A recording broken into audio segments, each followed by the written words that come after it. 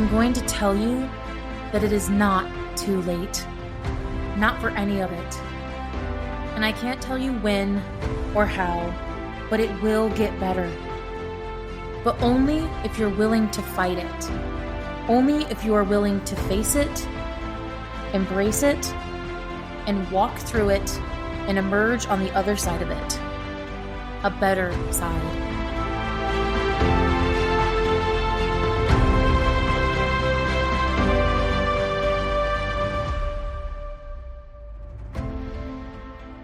Hi, and welcome to Twin Flames Between Worlds podcast. My name is Tabitha. And I'm Liesl. And welcome back to our deep dive of A Court of Silver Flames by Sarah J. Maas. Woo. Yes, hello, welcome back again. Wow, I feel like this has been the longest season, but also because of so much stuff going on in between. It's so I apologize for that. It's also a long book on top of that. It's a long book, and also life is happening, so it's part of me, I'm yeah, I don't need to apologize for that, but I do. We were also ahead on episodes and then got behind on it, so it feels like it's been a longer span as well. Yeah, we were ahead on episodes, but yeah, so we're coming back from episode 10, right? Mm-hmm. So we're going to be going deep diving into chapters 43 to the end of 50, and wow, I've been waiting for these. I feel like this whole end of the book, I'm going to keep saying, oh, I've been waiting for this, and then it's just boom, boom, boom from here on out. So we've been waiting for it since season 1. Kinda, yeah. I'm not gonna lie. But yeah, just to let everybody know, once again, we are explicit, especially with this being Silver Flame, very much so, because sex just pops out of nowhere and it's long. It's very spicy. Long and detailed and hard. So, pun intended. Very much pun intended, but it gets wild. So be wary of little listening ears, or unless you don't care. Good luck to them. Good luck to them. Why are you a parent? Hey, no, it's fair. It's a type of, just throw them into the deep end of the pool. Get them into romantasy right away. So careful.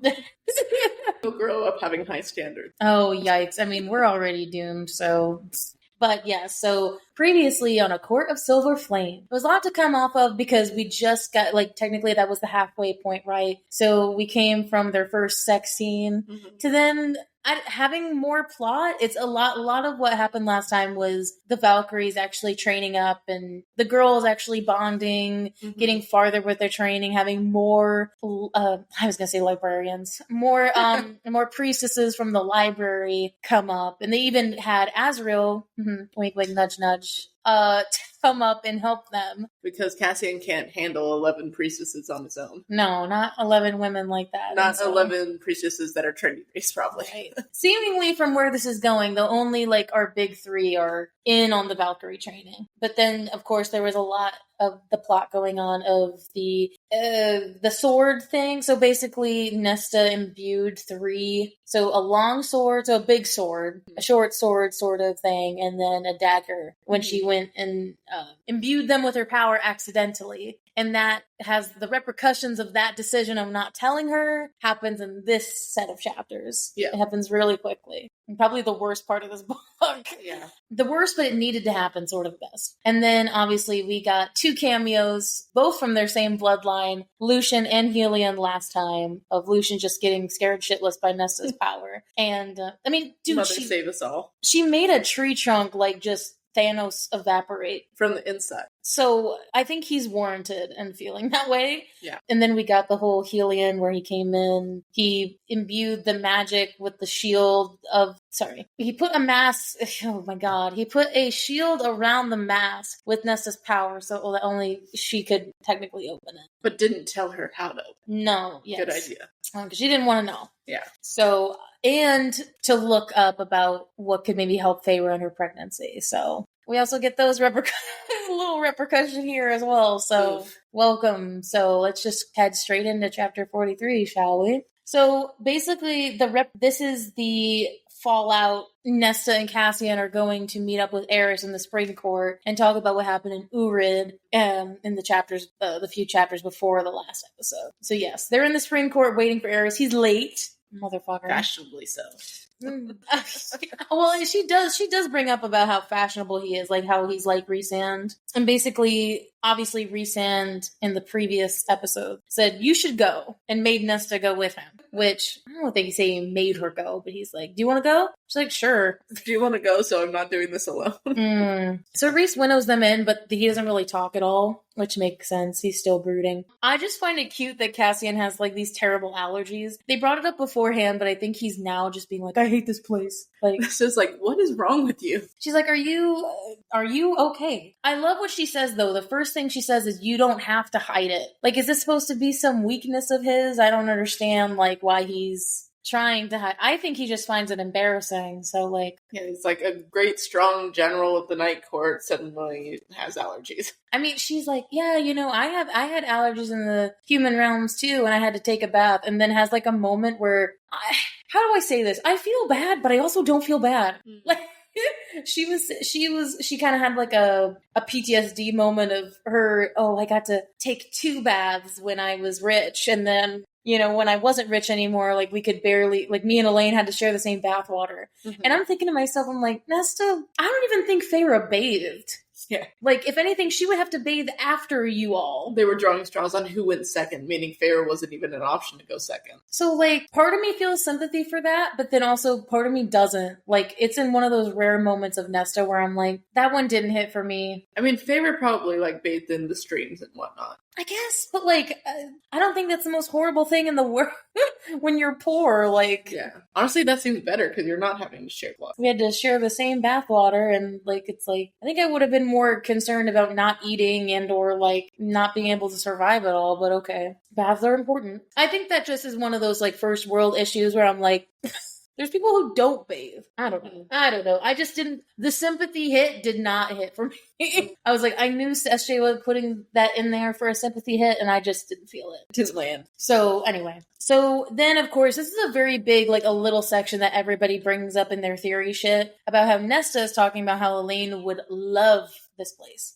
How she would blossom in this, and that's like a lot of where the Tam-Elaine shifters come in, shippers. Yeah, the Tam. Which, I'm sorry, hell, but like, yes, she would do good in spring, but don't pair her with the High Lord. I think that's just a misdirect. I think like she would be good in a place like, and you can go to our theory episodes where we do talk about that, but like it's in season 3, so go back, shout out to those, go out if you want to like see more of our reaction to that. But I just want to say this passage is pretty big. Like they say very specifically, Nesta felt like a storm cloud standing amid it all, but Elaine, the spring core had been made for someone. It almost seems like it just further perpetuates what I was thinking about Tamlin not ruling that place. It just further cements his death, I think.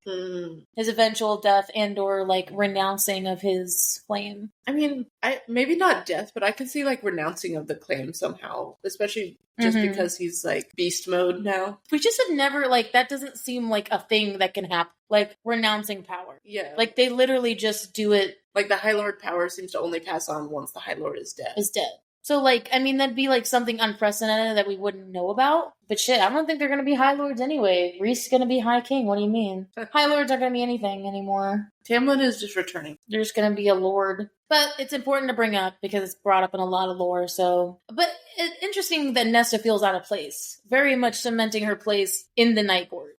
Like, I feel like this is my place. So, yes, Aerys is late and a bastard, apparently. And I love how he's like, so are you talking about me or the brute beside you? And I'm like, I was talking about you. Definitely you. Definitely talking about you. Because this bastard is pretty good, actually. Yeah, he's good in bed. Well, and, you know, he's a good person. But that wasn't my first pick. But it's like, hello, Nesta Archer. Immediately trying to flirt, and I'm like, please don't. Why is everyone trying to flirt with Nesta? All the evil, well, I wouldn't say necessarily he's more like chaotic neutral. I don't feel like he's bad. Like, I don't feel like he's evil. He might be an asshole and a bastard, but I wouldn't say he's evil. He's neutral for them right now. He's neutral in the Alliance. So, it kind of sucks. Like, he's like, so I have something to tell you. Do you want the good news or the bad news? Bad news first. Always. Oh, what a way to be like, so, good news or bad news? Bad news is, basically, all of your soldiers are dead. But good news is 2 of them made it. How did they die? Oh, you killed them? Great. I just love how it just says Eris blinked. And the good news? There's good news attached to this. 2 of them survive. Versus, so this very much, I think, cements in the reason why Nesta thrives in this sort of environment than Cassian does. Because she says it later, but she is watching everything he's reacting to. Mm-hmm. He's seeing all of his face movements, how he's kind of like, I want to say something, but I don't want to say it. And like all these fucking questions. Well, yes, technically I did it, but so he explains. He's like, so they were they're mind controlled by Briellen, but apparently that doesn't really matter to him. And yet you two survived. How convenient. I assume they received Azrael's particular brand of interrogation. Now, I want to say, I wrote this in, and maybe it's just because Liesl has constantly brought it up to me, but this is like the one time that he actually uses his name. He doesn't use his name that often. It's very much... I've highlighted every time he does. It's very much like Shadow Singer, which if Eris is Nesta's foil, maybe this is the only time I'm going to give you an Eris, what's his fucking name? Okay, thanks. What's their shit name? I was like, I think I could give you an Azarus pass. I think that is a solid piece of evidence. Because if Nesta and him are foils in a way, then I would say that, because Nesta doesn't use Cassian's name that often. So it seems like a endearment thing. She's like so excited. That's a victory in my book. Because I constantly shit on the ship most of the time. Yeah. I don't want to say shit on, I just disagree. But yes, you're right in the aspect of he like almost never uses Azrael's name. He always uses Shadow Singer, which of course Shadow Singer is a term of respect just because they're so rare and highly coveted. But like even then, like no, he says Shadow Singer a lot, but he never uses Azrael. It almost seems like in like high intense emotions, like, but the thing is, like, I never understand why like he calls Cassian the brute when he never really says that about Azrael. Like he's mad at Cassian, but he's not mad. So again, that's my only point I'm giving you about this shit. Exactly. He never gets mad at Azrael. Which is so crazy, because, like, he also... Azrael was there. Was part of that. He probably killed more than he did. I don't know. Like, why are you hitting... Why are you breaking down my boy for? He already feels bad. So basically he's saying that, like, Cass's bloodlust went rabid, so that's why only 2 of them survived. I think it's interesting that he says, like, I don't know why I'd expect someone like you to do any better. Like, purposely calling out Cassian on that. Which, why? Why? There's nothing... Is it because he's a brute? He's my baby. Shut up. Oh, shit. He's like, yes, I feel bad. Like, did you try to spare them or just launch? I mean, he did. Well, he didn't really hesitate, to be honest. Like, because they shut down Azrael. Yeah. They struck first. Do you think that would make a difference to him? I mean, he did. I don't know, man. Can I say one Azrael thing? Good God. Just because it is an Eris moment. Go ahead. So, I don't know. Of course, this is my delusional brain, but I don't know if it's just me. Just say point of it. Maybe.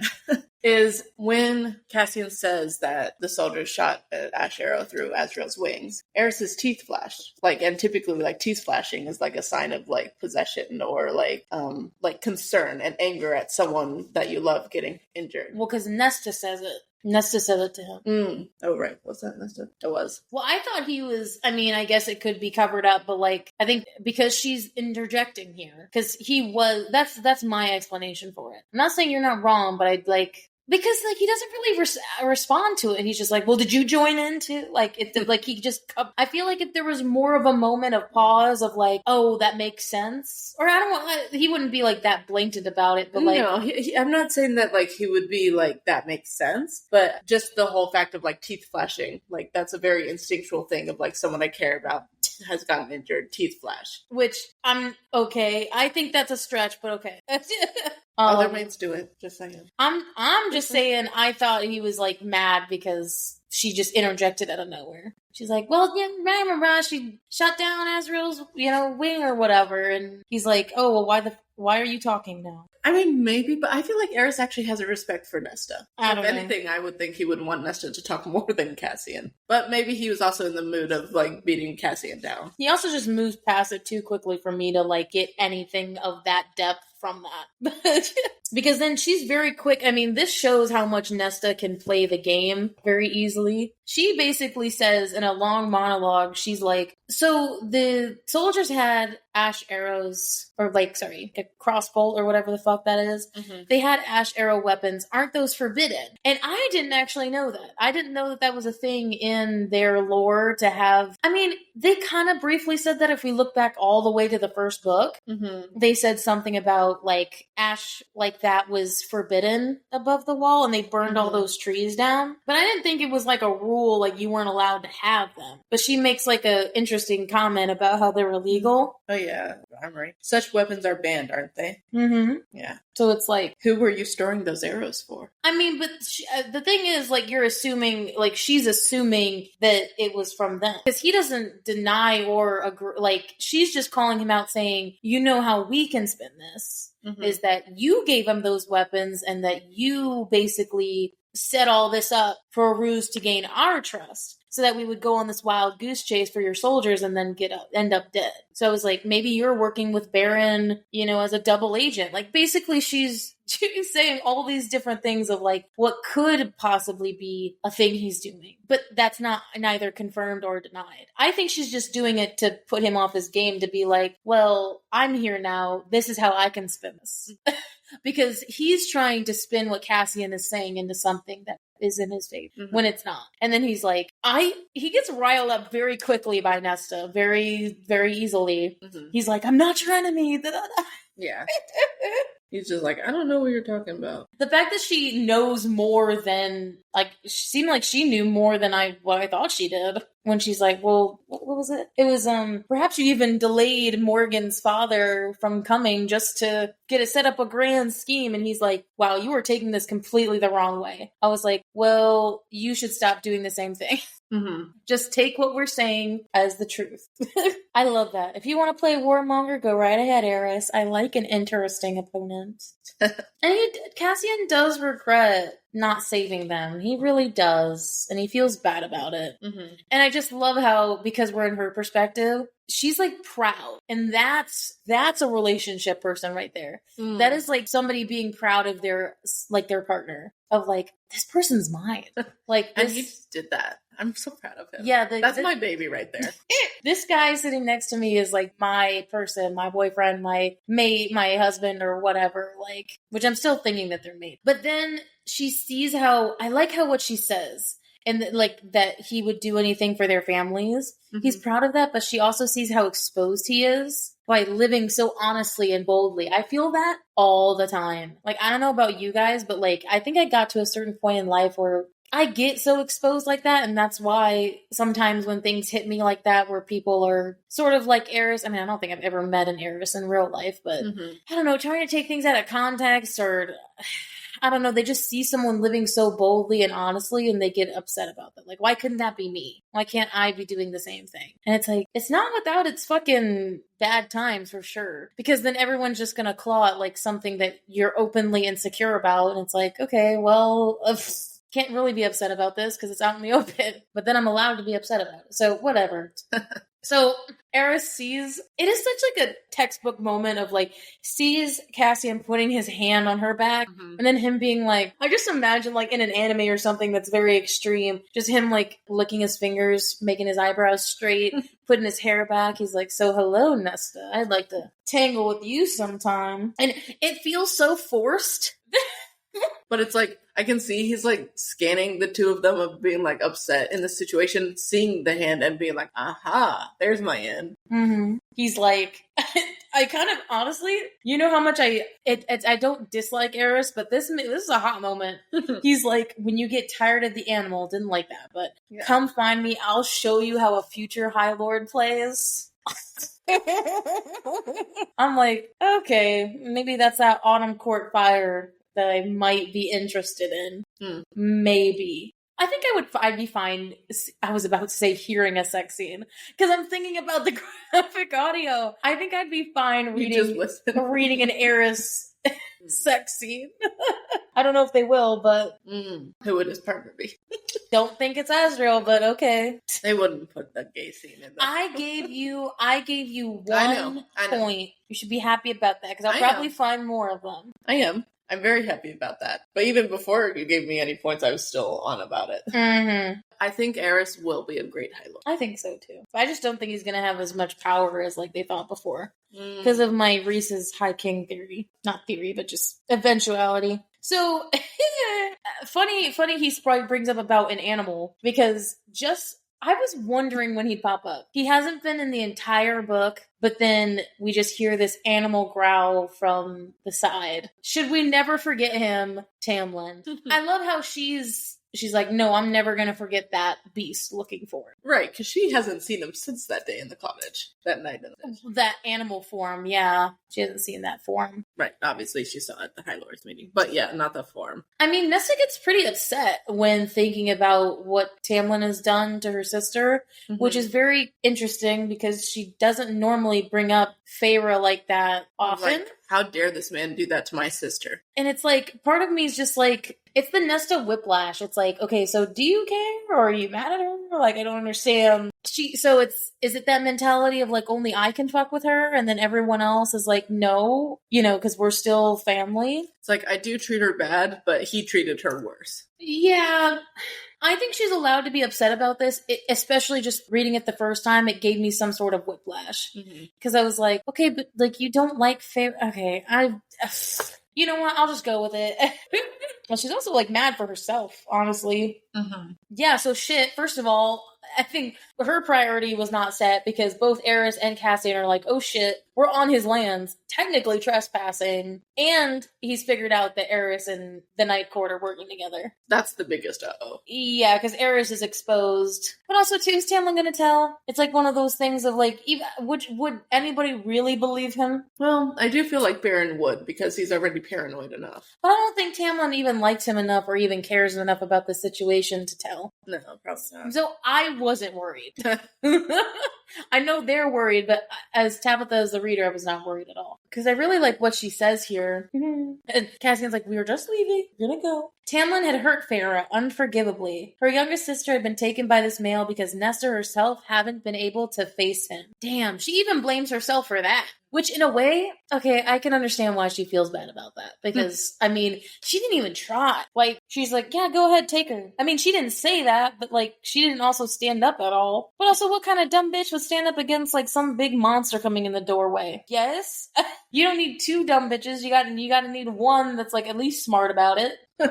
But she wasn't, she was thinking of it selfishly, not like as in, okay, I'm gonna protect these other people. Like, it was kind of like a selfish intention of like, no, She was just protecting Elaine. I'm not gonna put myself in her place. Like, she made her bed. But she says that she, like, that the fact that she didn't even stand up at all during that moment. Which, to be fair, like, I don't give her shit for her. She's a human against some, like, big beast coming in the door. I think all of us would I think anyone who shits on Nesta in that moment, I'm like, okay, I don't think any of us can even think about what that really would be like. When a beast come running through the door. But, dude, she doesn't give a fuck. She's like, you're not gonna touch us. You won't do anything about it. You think he's like, I'm allowed to kill trespassers on my lands. She's like, are these still your lands? Because I hear you don't rule them anymore. Don't bother to rule them anymore. Damn. I just love how she, like, legit threatens him. Also, we have a roll credits moment. She sells silver flames in here. She, like, it was like letting her eyes glow. Knowing silver flames flickered in her own. Roll credits. Da, da, da, da. Please let me know if anyone in the audience knows what that means. It's a reference to a YouTube channel. But, goddamn, she, like, points at him and the ground shakes. She's literally like, the last person I pointed my finger at, he was in my hand with a shredded head. So you're not going to touch us. And you're going to forget that this happened. You're not going to tell anyone. You're going to just forget this ever happened. I really did appreciate Nesta going off on Tamlin here. Someone had to actually say it out loud. Isn't this kind of overkill, though? Because Rhys already did. A little bit, but then, like, the exact of Tamlin being put that finger down. Oh, and he calls her a witch, too. Which is, like, honestly, the way that witches are described in this world, it would make sense if she was one. Because it's like, her power is too much for her body. Yeah. It, like, shows through. Like, honestly, she probably is a witch in, like, all intents and purposes. From how they describe what witches are. You're exactly as nasty as your sister said. Don't want to disappoint you. I'm glad you remembered. We're going now. It's like, tell anyone you saw us and I'll rip your head from your body. Lovely. God damn. Give him the King of Hybern treatment. Yeah. It's just becoming a move now. Anyone she points at like that. The decapitation treatment. Yep. I think, okay, if I'm being honest, I think on a first read, I think I felt the way that you felt in this moment of her going off on him. I think she needed to do it. Yeah. To get it out of her system. But he's also on the receiving end of everybody, like, letting out their shit on him. That's true. And I'm like, hasn't he already gotten, like, all this stuff? Like, in order to start his redemption arc, he needs to have someone who has faith in him. Yeah, he already is, like, down so low. It's like, Reese, we already got that scene from Reese himself. Like, I think it's valid that she's saying those things, because obviously she doesn't know that Reese talked to him about this. Mm-hmm. But Nesta doesn't like Reese, so for Nesta to say it again, too, it must be true. Oh, yeah, for them to actually agree on something. Also, Nesta's a type of character, if you do something once, like, you don't get a redemption arc. That's true. You're shit forever. That's true. So basically, Nesta's sitting in this bottom of the library, just looking down into the void, thinking about Tamlin. Mm-hmm. So no one's up, and obviously she doesn't know where Gwen is. Mm-hmm. But the house gave her a glass of warm milk. Oh. Is it chocolate? Probably not. Sorry, I love chocolate. Warm chocolate milk? Hell no. Warm milk? I feel like that's disgusting to me. Only if it's lukewarm. Okay, I mean... If it's like room temperature milk, that is really gross. But if it's like warmed, like actually warmed up in the microwave or heated up, that's actually really good. I don't like warm You've never milk. had a steamer? No. Steamers are like literally like a drink you could get at like Starbucks or a cafe or something. I've never had that. Hot milk with like vanilla extract and like flavored syrups in it. No, I've never had a drink from Starbucks. That's also strange. Like that. But I've literally only had hot cocoa from Starbucks. So not anything like that. I just don't like the idea of warm milk. I'm going to make you try it. Oh no. I like it cold. Kind of like I like my cookies. I can't have them cold. But then also, warm chocolate milk is also just hot cocoa. Well, yeah, but we'll talk about this later. It's not relevant. So, I love what she says here, though, honestly. She says, the spring court felt stagnant, empty despite its growing life, but this house was alive and it welcomed her. It was a place where she might rest or explore, where she could be whoever and whenever she wished. Is this what home is? Damn. She finally found it. In an unexpected place, as per usual. I do love how she kind of understands why Feyre, she's like, I think, why did you choose here? Is it literally just because of the hot guy? And it's like, no, she fell in love with Valaris too. It wasn't just that. And I think this is now her being like, is this how Feyre felt? Because I feel the same way. Now she's got a hot guy and a great city. And a house. And a house. Again, something stirs in the darkness at her. What the fuck is that? It is described as something stirred in the darkness below. In the heart of the black pit, like a tendril of smoke, something moved. I don't know. I don't think that's Azrael, but I don't think... Maybe that's where Azrael goes when he wants to be alone.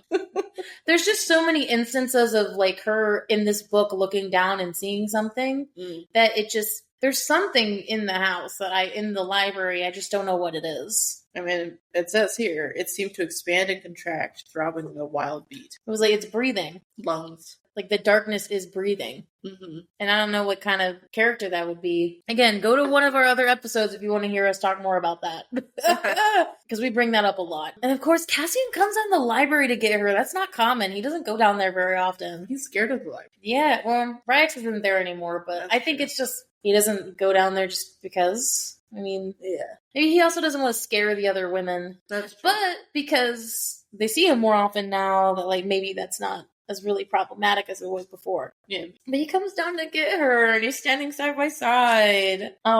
Oh crap. I love how she said, I didn't appreciate him when he spoke to you that way. And then he's like, well, that's how really a lot of people speak to me. And then she goes, fuck, I spoke to him like that, didn't I? She spoke to him the same way Eris did. Regret. She's actually finally feeling some bits of regret of like, I can't say that because I did the same thing. And she said far worse things to Cassian than Eris. Did she? Well, that's what she thinks she did. I don't know about that, but And then the ending line of Tamlin never deserved her. Of course he did. Hell no. She was always meant to be where she's meant to be. Anyway. Can I just say? Yikes. When this says, like, when he says Tamlin never deserved her, he placed a hand on her back. What if he's thinking of, like, I don't deserve Nesta? Like, obviously it's for different reasons of Tamlin didn't deserve her for the reason we know, but what if it is a moment of Cassian being like, and I don't deserve you? Sad, it probably is. Oh, baby, you do, though. If anyone, you deserve her the most. And then Nesta says, no, he didn't. Or well, no, to be he deserved or she deserves him. Fuck. She doesn't deserve him? No, I think she's grateful to have him, or she should be grateful to have him, because he's such a good man. Yeah. I don't know. I think I had a stroke there. I was trying to say something like she's more lucky. She's lucky. And she knows that too. She just doesn't want to admit it. Yeah. So of course, chapter 44, they're up in the training with the Valkyries again, still at sword training. So she does have like a flashback, which was kind of cute, of like, dude, I want this kind of romance so bad. He like takes her hand up, leads her all the way up the stairs to her bedroom. And then he finds like the Valkyrie tome. So the cat's out of the bag. He knows what they're doing. And then the thing is, he just kisses her. He doesn't say anything. He just kisses her. It's like, oh my God, like you're amazing. And then I know this position. It's probably the easiest one to know. He's like, okay, so then, we had that heart-to-heart moment, and then he lets me sit on his face. And I was like, bro, what a way to go from we kissed to, okay, so he put himself on top. He put me on top of him and then just like feasted. And then the thing is, she says, and then I just turned around and then I feasted on him. And she's like, I've never done this. I was like, is that something that doesn't happen in the Fae world? Like, is no one doing this? Because that's like the easiest position that I know. Well, I wouldn't say it's easy, but I'm saying like the easiest in pop culture. There's like 3 that I know. Cowgirl, missionary, and 69. And 69 in pop culture. That's all I got. Good for you. So, I mean, you know more than I do. So like, but I just don't, those are the ones I was like, I know what that is. At least you know those 3. I know what that is. And of course they have sex, but we don't get to see that. I think there's enough detail in there like, yep, I got it. It's commonplace now. Which is so nice. And then he's like, he saw her the next morning and she was kind of limping and she was sore, and he's like at the dinner table, he like winks at her. I'm like, God damn, if I had a guy like that, I don't know, I'd be sore all the time. Yeah, because it'd be nonstop. I also meant with like the training and stuff. That doesn't help. True. That's true. Well, but that's also a way to like help your muscles heal again. So if I start working out, sex is the answer to like... Yeah, and sex makes you tired too, so it'll help you get good sleep. That's honestly real though. It does make you sleepy. Anyway. So anyway, the 8-pointed star technique... So we don't really go into a lot of it because they're just starting it, but he basically shows them, he kind of like shows them on the ground. Mm-hmm. Like, it's kind of like a set of moves, I would assume. I think he goes into it more later, but he goes. So Cass fought, we find out, Gwen gets really excited about this. Fangirls. Mm-hmm. First she's like, "What, you told him?" And I was like, well, we kind of sleep together, so he would found it. But then he kind of covers her by saying, you don't think I saw what you were doing? The mind stealing and all that? Like, those are Valkyrie techniques. I know them from a mile away. It's like, wait, you know the technique? It's like, you know the Valkyries? Oh my God. Like, he knew them during the war. And it's like one of those moments where it's like, yeah, I think I remember how... Oh yeah, they're old. Oh yeah, they were alive 500 years ago. She's like, oh my God, wait. Because Cassian's such a baby boy, like, she's like, wait, this man is 500 years old. Dang. Hot, though. So yes, here's a big lore alert. It was called the Battle of Minyor Pass, where all of the Valkyries got fucking wrecked.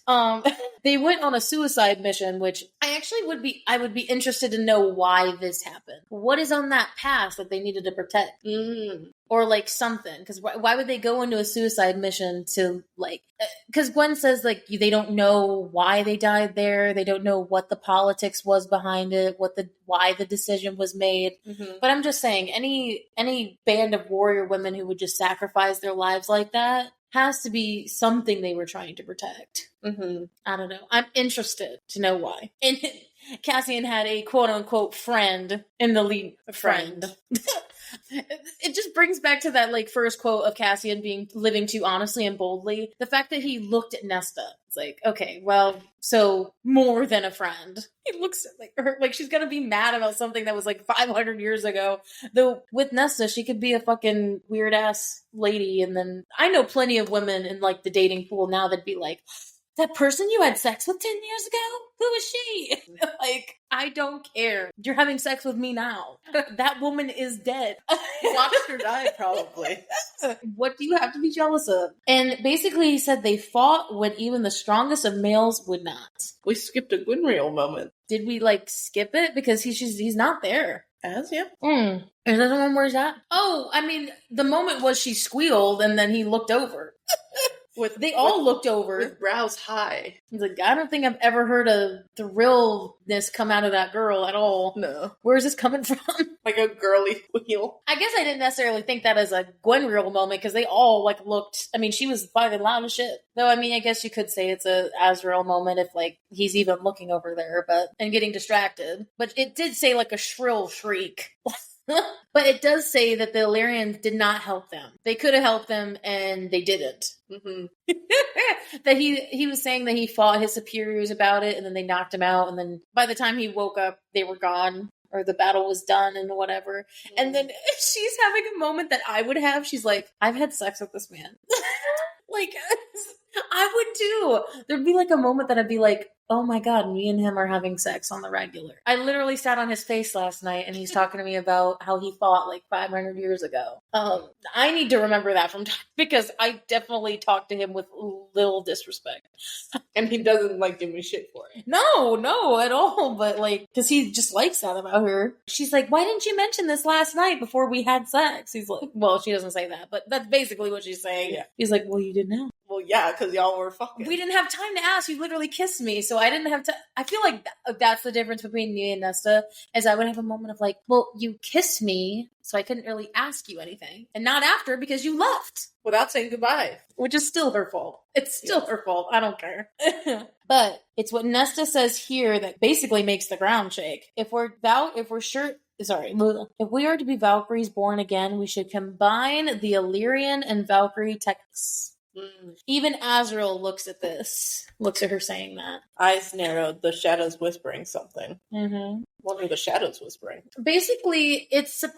At first, I didn't understand why this was really like an event where it said fate even stopped. Like, it's almost like fate was listening. Something that made fate sit up. Yeah, like a new era of sorts. Like, and that's what Amren was saying the other night, is that, like, why are all these things, like, Nesta's new, but she's old. Like, her power is old, but she's new. Because this power hasn't been seen for 15,000 years. Why is it coming up all of a sudden? So Valkyries who have been extinct for 500 years are coming back. Mm-hmm. Like, there's a constant theme with Nesta as somebody who's bringing the old back, but in a new way. And Cassian's not upset about this, but it's very dangerous, he thinks. Obviously. And why not use the Illyrian training? Might as well. Why not? But I just love how much of a stagnant moment it is. It's like, you know what? Bring me all the stuff about the Valkyrie techniques and we'll start adding them to the training list. Cool. Something old becoming something new. That's literally what Amren said in that last chapter of the section before. She did say that. And so then we get this inner circle dinner, which we haven't had an inner circle dinner for a while. Yeah. Where we're getting Cassian's perspective, obviously, where he's discussing about Nesta's Valkyrie training, which it's like,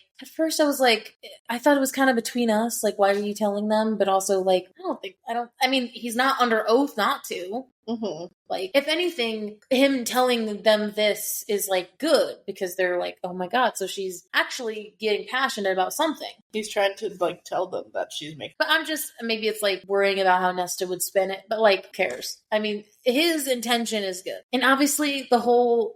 Vera voted to have Cassian tell her about the fact that, I mean, I know it gets brought up and we're going to talk about it, but like the fact that they even voted about whether or not they should tell her about this.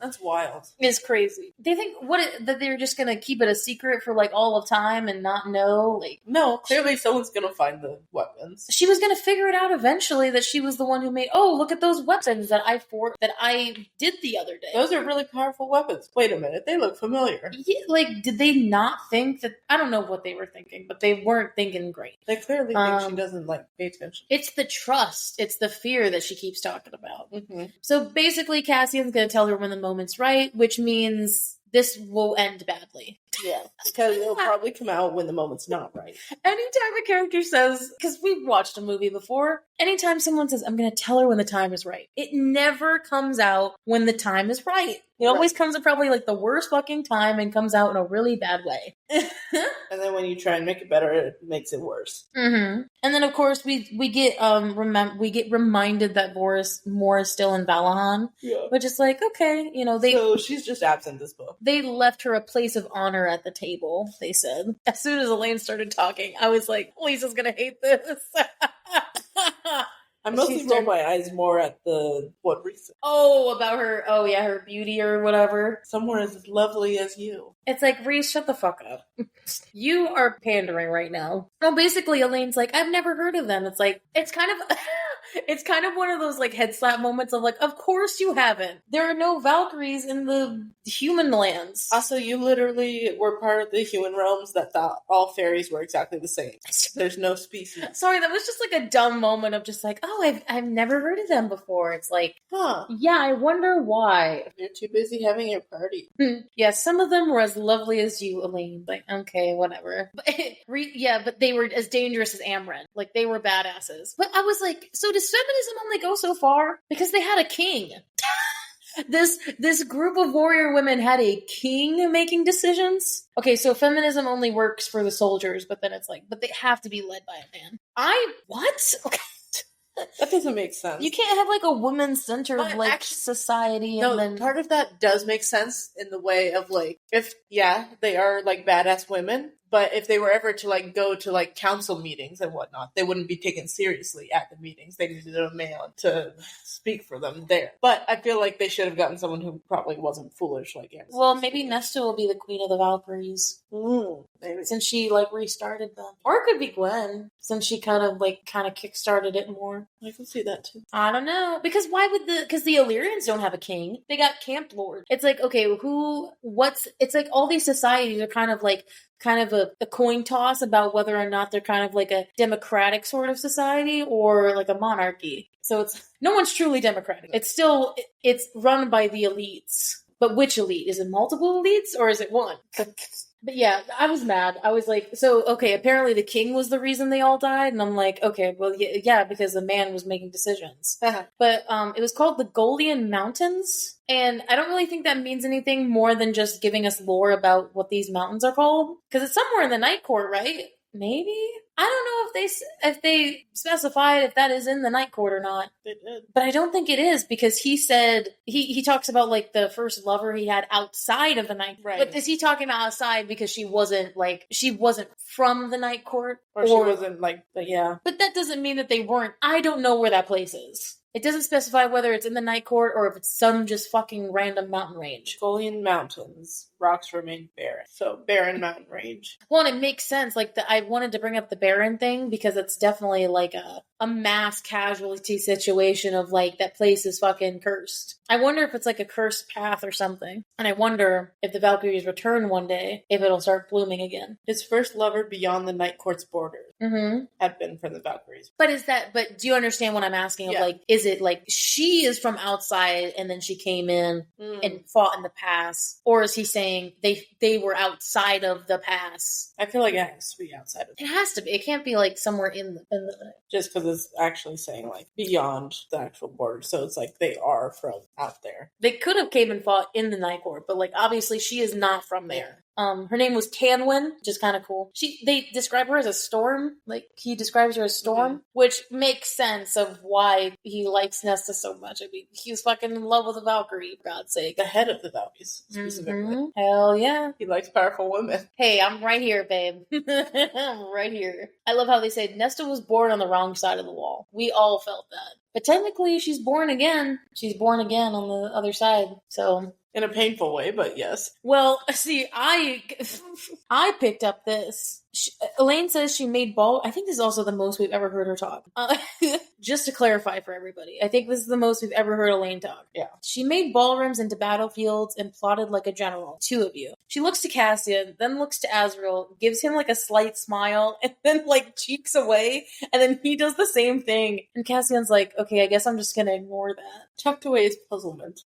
Lucian was certainly not here to snarl at any male who looked at her for too long. And he knows his fucking brother is looking at her going like, hey, baby. At the dinner table, bro. I feel like, okay, I know we've said it before that that's not fair to Lucian, but it's also not fair that they don't step in. Like, when they see other people, like, flirting with her, or specifically her flirting with other people, they're like, well, Lucian's not here. What are they supposed to say? Like, it's her decision. I don't know, but at the same time, it's like, I don't know, she's not getting told off for flirting with other people when she has a mate. But how is that really right for them? I think you're just bitter you don't want it to be Azrael. I mean, like, even if it was another male, like, I just feel like Cassian, maybe not just Cassian, but Cassian's the one that noticed. Well, Lucian's not here. I guess we'll let it continue. Like, I feel like it needs to, like, be said if someone's saying something. I don't know what. But she has her autonomy, right? Like, just because people are mated doesn't mean that, like, she automatically has to be loyal to him. She has made it really clear that I'm not saying that she's not being an asshole for doing this. I'm just like flirting with other guys and not giving Lucian kind of the what for of being like, I do not like you. I don't want to be with you.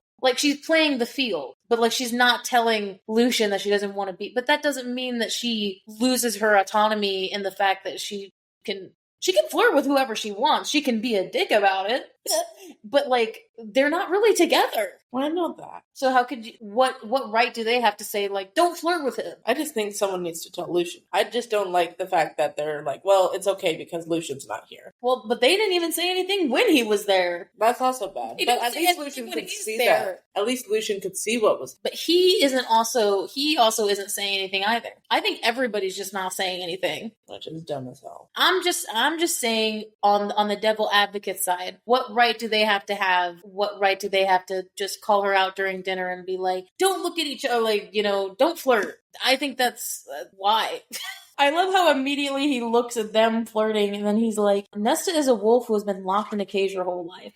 I know. She bit anyone who came near. Good thing he liked being bitten. I was like, hell yeah, me too. I was like, Dave, sure. He's been saying it since we first met him. He clearly likes being bitten. I do too, man. And he likes biting. And the scratches. I'm immediately just like, okay, I'm gonna think about sex now and just completely zone out from Elaine's fucking story. So yes, Elaine kind of goes into a monologue about how Nesta only really feels free if there's music. And it makes so much sense about that with the her going to the taverns and stuff. Mm-hmm. I mean, I relate to the music and dancing. Maybe you less I think you with the dancing. But I don't know, when it's like, when there's music and or dancing, it feels freeing somehow. Mm-hmm. And I love it. Nesta was brought up in dance, according to Elaine, and could bring an entire ballroom to a standstill. I mean, we knew that she had dancing practice, but also just because somebody says they practice and dance doesn't mean they're actually good at it. That's true. Like, there's probably plenty of nobles out there that have been taking lessons since they were young and just can't get it. It's like, okay, yeah, anyone can get taught how to waltz, but like, are you actually good at it? Or like, the way that Elaine makes it seem is that she's very much turning it into a performance. Mm-hmm. Everyone kind of gets enthralled by her when she dances. And so she kind of goes into, she goes into a story about how she brought a whole, like, ballroom to a standstill. Apparently, she was 14, I'm assuming, with Elaine 2 years younger than her, right? 1 year younger. Okay, so she was 13. And so apparently there was a young heiress who hated Elaine. And I hate what Amryn says here. I do agree. I'm like, I don't know. They're bolstering her up too much. And I'm like, you need to stop. Amryn's like, they were jealous by her beauty. And I'm like, or they just didn't like her. Like, that could also be the case. Yeah. So apparently this girl didn't like Elaine, and Nesta got her revenge because this rich duke was coming to town, and the heiress kept like going on for weeks about how, I'm gonna ensnare this man, we're gonna get married, I'm gonna be rich, and da-da-da. And she's like, so Nesta goes out and buys like a beautiful gown, jewels, whatever the fuck, and what is going to like ensnare this man, who's obviously way older. Mm-hmm. She's 14. And so she came down, she entered, and the ballroom stopped. I kind of want to see this visually of, like, this flashback. Mm-hmm. Like, she's coming down the stairs, and she doesn't even pay the Duke any heed. She's like, okay, men like to be chased. Or they like to do the chasing. Yeah. So it's like, okay, let him come to me. I'm going to show my wealth on me. And Cassian's even enthralled by the fact that she had that much wealth. He's like, couldn't even fathom that much. Yeah. To buy pearls. Yeah, like diamonds or whatever the hell that she had on. Diamonds and pearls at her neck and ear. I think what's kind of interesting about this Elaine story is that, like, everyone seems to be, like, leaning in to listen. Because it doesn't seem like any of the sisters have told them any stories about Nesta. Like, this is kind of the first time that they're telling a story like. So it is kind of interesting, something that just popped into my head is the difference of what Nesta was doing at 14 versus Feyre. They heard what Feyre was doing at 14. She was buying fucking jewels and shit to basically do to spite cuck dukes. Yeah, to buying pearls and diamonds just to spite a duke to protect Elaine. Or in spite this heiress or whatever. Oh yeah. Because the heiress was claiming that one dance and he'll fall in love with me. And she lured the Duke into a dance and they danced one time. And then he, like, proposed marriage the next day. And it's like, what?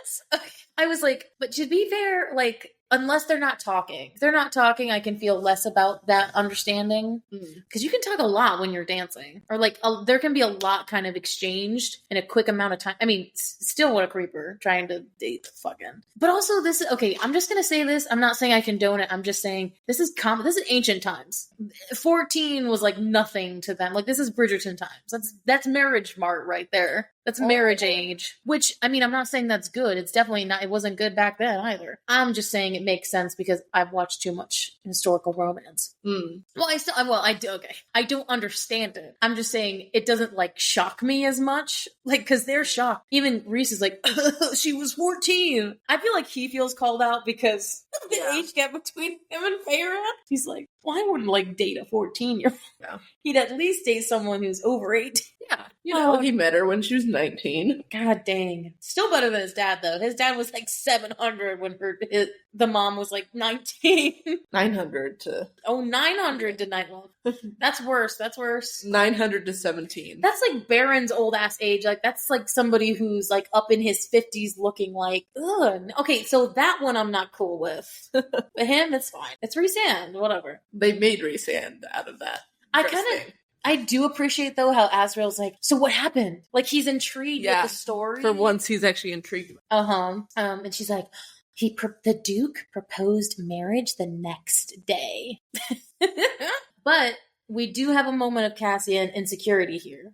She says that, that our mother saw it when we were children and honed it into a weapon. Also, Nesta might one day marry a prince. He's like, is that what Nesta wants? Prince. You are a prince, my guy. You are a prince. You literally were called the Prince of Bastards. Yes, he is a prince. You are a prince. He's basically a Prince of Valaris. He's just not, like, he doesn't like that title. Yeah, and that's his choice. He doesn't like the title, but that's what he is. You are a prince, my man. Shut the fuck up. Do not bring up this fucking insecurity again. I don't want to hear it. Don't you dare. You're a prince, by all means. He is the Aladdin prince, okay? You'll always be a prince to me, Genie once said. Oh, geez. R.I.P. Robin Williams. I'm like, you will always be a prince to me, Cassian. Fuck off. Yeah, and I brought up the Rhysand. It's like, she was 14. Bitch, please. We've already talked about 14. Talked about this. So also, this is like a moment where Cassian realizes that Nesta's wrong about Elaine in a certain way. He's like, Nesta thinks that Elaine has no idea about her, but like through this story, Elaine knows more about Nesta's intentions than she thinks. And I think that's right. I also do think she is kind of loyal to who's kind of nice to her at the moment. So I think I still agree with that, but Elaine knows Nesta. Elaine and Feyre both know her to a certain extent. They don't know her in her good times, but they know her, that there's an intention behind it. That it's not just her being an asshole. And yeah, their mother was a bitch. Amron's like, so her mother honed it as a weapon. Yes, did none of you understand this until just now? Clearly not. That's kind of it's almost like a turning point for the inner circle as well, to kind of see. Obviously, it's like a fun story, but it's also like a turning point for them to see Nesta in a different light. Like, she's standing up for Elaine in a way, but she's also like her mom's kind of making her do it from like beyond the grave. She's like, this is how you show your dominance over people. This is how you show power. And it's like, okay. And Cassian wants her to be happy. He said he wants there to be joy and music. Baby, you are a prince. So then, of course, we move on to chapter 45, back up to some, like, training. They're doing holding lunges, which you ever done holding lunges? Those things are a bitch. Ouch. Especially for us. We're Yeah. heavy set up on top. Yeah. So our legs need to be fucking thick as hell. And they're keeping up with the mind stilling in the piece. I appreciate Sarah as a writer when she introduces something like this. She'll bring it up like over and over again. Like remembering that they're keeping practicing on this thing. That it wasn't just like a one and done method. Mhm. Like they're going to keep doing that. Gwen kind of does call out Cassian. She's just like, do you think you could do this or whatever? It's like, I don't think you could survive that. He's like, actually, when you gave me the training yesterday, I came up here earlier this morning and did it myself. Just so that if you tried to bring it up that I couldn't do it. I do kind of love that though, like a trainer who can actually back up his words. Yes. And like, who will, and when he's given new stuff, he'll learn it first so he can teach it properly. Yeah. It's like, it's good mentality, but it's also good because he's just obviously curious about this stuff. And he wants to learn. He likes learning about this stuff and doing new things. Also, maybe in honor of his friend. His friend. I'm gonna assume flame, but maybe it could have been a relationship. I don't know. Yeah. I mean, he said lover, which mostly in these kind of shows, it's more than one night. Lover is, like I said, more than one night. And he was, in his 30s then? Well, if it was during the war too, I mean, they could have been kind of similar to Moore and her flame, or her lover, Andromache. He would have been 32 when the war started. He was dating an older woman, I'm assuming. Probably. She probably was older, like in the sense of this stuff doesn't. Not to, dude. She knew what she was doing. She knew she was hooking up with like one of the best warriors in the fucking. Even if he was only a grunt at the time. She saw the heart within. 32. That's practically babies in fairy. R.I.P. Tanwin. Embry's like, no wonder you look like that. That lesbian. I don't know what it is about like when it's like women who say that, but like Gwen would never say that. Not even just because of probably the stuff she went through, but like that is a lesbian thing to say, or a at least bi thing to say. It's like that's why you look like that. That's very forward. That's because like there's no stakes. Like, you know, she's not flirting on him. Like, it's very much just a plain ass statement of like, okay. So you have muscle because you work out. Instead of just saying, that's why you look. No, that's not what's happening. So here's where things go downhill. Immediately, as soon as I started reading the scene, for anyone who knows what's coming up, I was like, it's so cringy reading it back and then fucking like, you know, okay. So Nesta, what would you name a sword if you had the chance? So are we getting swords? Like, Gwen and Emery jump on it. They're just like, Silver Majesty, Foe Slayer. It's like, which one's better, Nesta? I mean, I do like Silver Majesty. Mm-hmm. That's a cool. I feel like, I don't know about you guys, but maybe this is my opinion. I don't think swords shouldn't have two words. It should be one word. What about Truth Teller? That's a hyphen. Is it a hyphen? Yeah, Truth Teller technically is hyphenated. So to me, that's kind of one word. So if it's hyphenated. Because that's cool, like, hyphenated word, like, you know. But Truth Teller, those are two words. I know it is two words, but I don't know. You just went back on. The hyphen makes sense. I'm just saying if I was going to name a sword, I would name it with two names. Like, with two words. It'd be like one name. Does the count as a word? Think so? Because, like, when you're in battle or something, like, you want to, it's blah sword. But, like, say if we did say, like, Majesty was the name of the sword. If you said, like, the Majesty. I mean, I guess I wouldn't count the as a word in that. Because the is just the preceding in a sentence for me. So I guess not. It's the Excalibur. Yeah, I don't think it should have two words. So he wasn't really asking them, but but at least it kind of helped soften the yeah, he's like, so what would you call it? She's like, killer, I don't know. Well, it goes with my one word. And I love how Nesta describes like her friends as like lionesses jumping on a carcass. on a beautiful carcass though. Very muscled, very attractive carcass. I do love that, because I will say I've had moments where I'm like with my girlfriends or something, and we're just ripping on some poor bastard. That happens, well, it doesn't happen a lot, but it's mostly their boyfriends that are the poor bastards that we feed upon. So Cassian kind of avoids it, and then they move on, and then they do their other shit, and then we're having a water cooler break, and then she's like, why is he avoiding me, though? Because she can read him like that.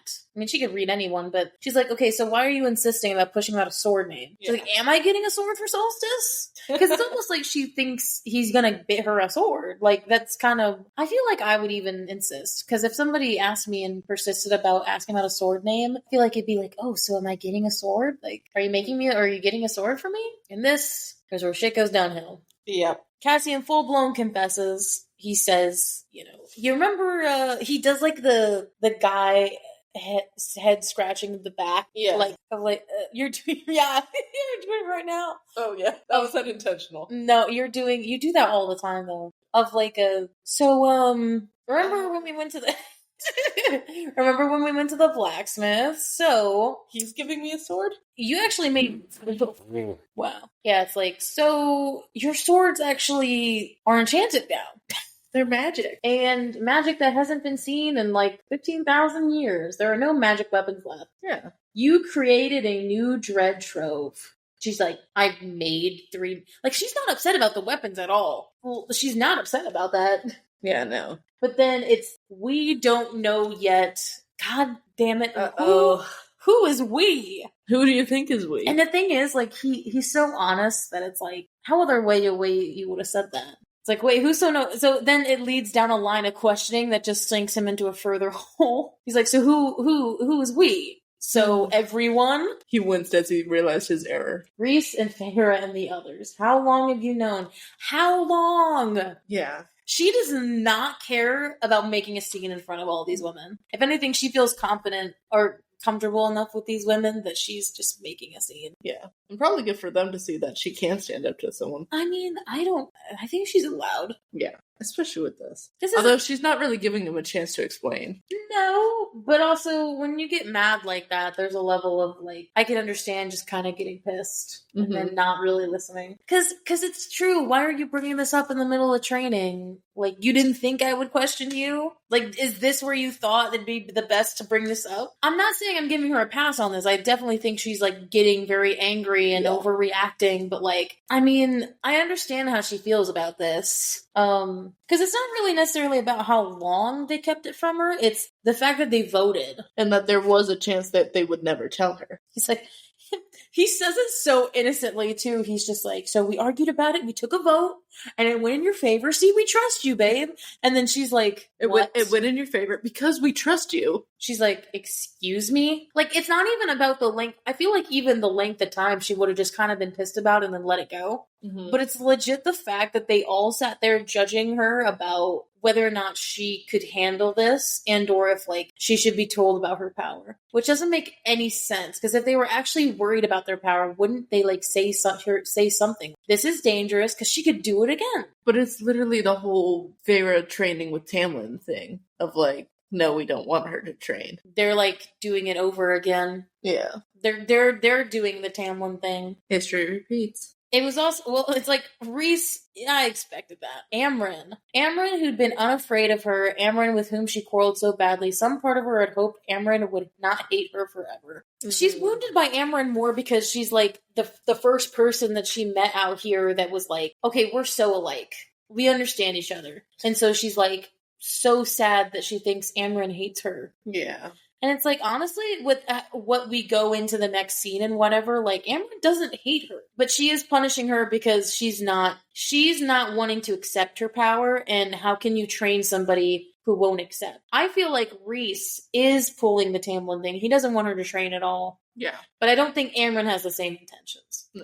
I think she's just like, I'm going to beat you down until you, okay, like, if you don't want to train, I'm not going to fucking train you. Like, if you don't want to master your own power, what's the point in me even trying? And also, why would we give you a chance then if you don't want to? Yeah, so like, what am I supposed to do? So I think Amryn and Reese kind of have two different motives there. Mm-hmm. And then I hate how it's like, she's afraid. So when she walks over, so she God, this was scary. Mm-hmm. She immediately, neutral face, it's fine, whatever. Walks away, and he's like, oh shit.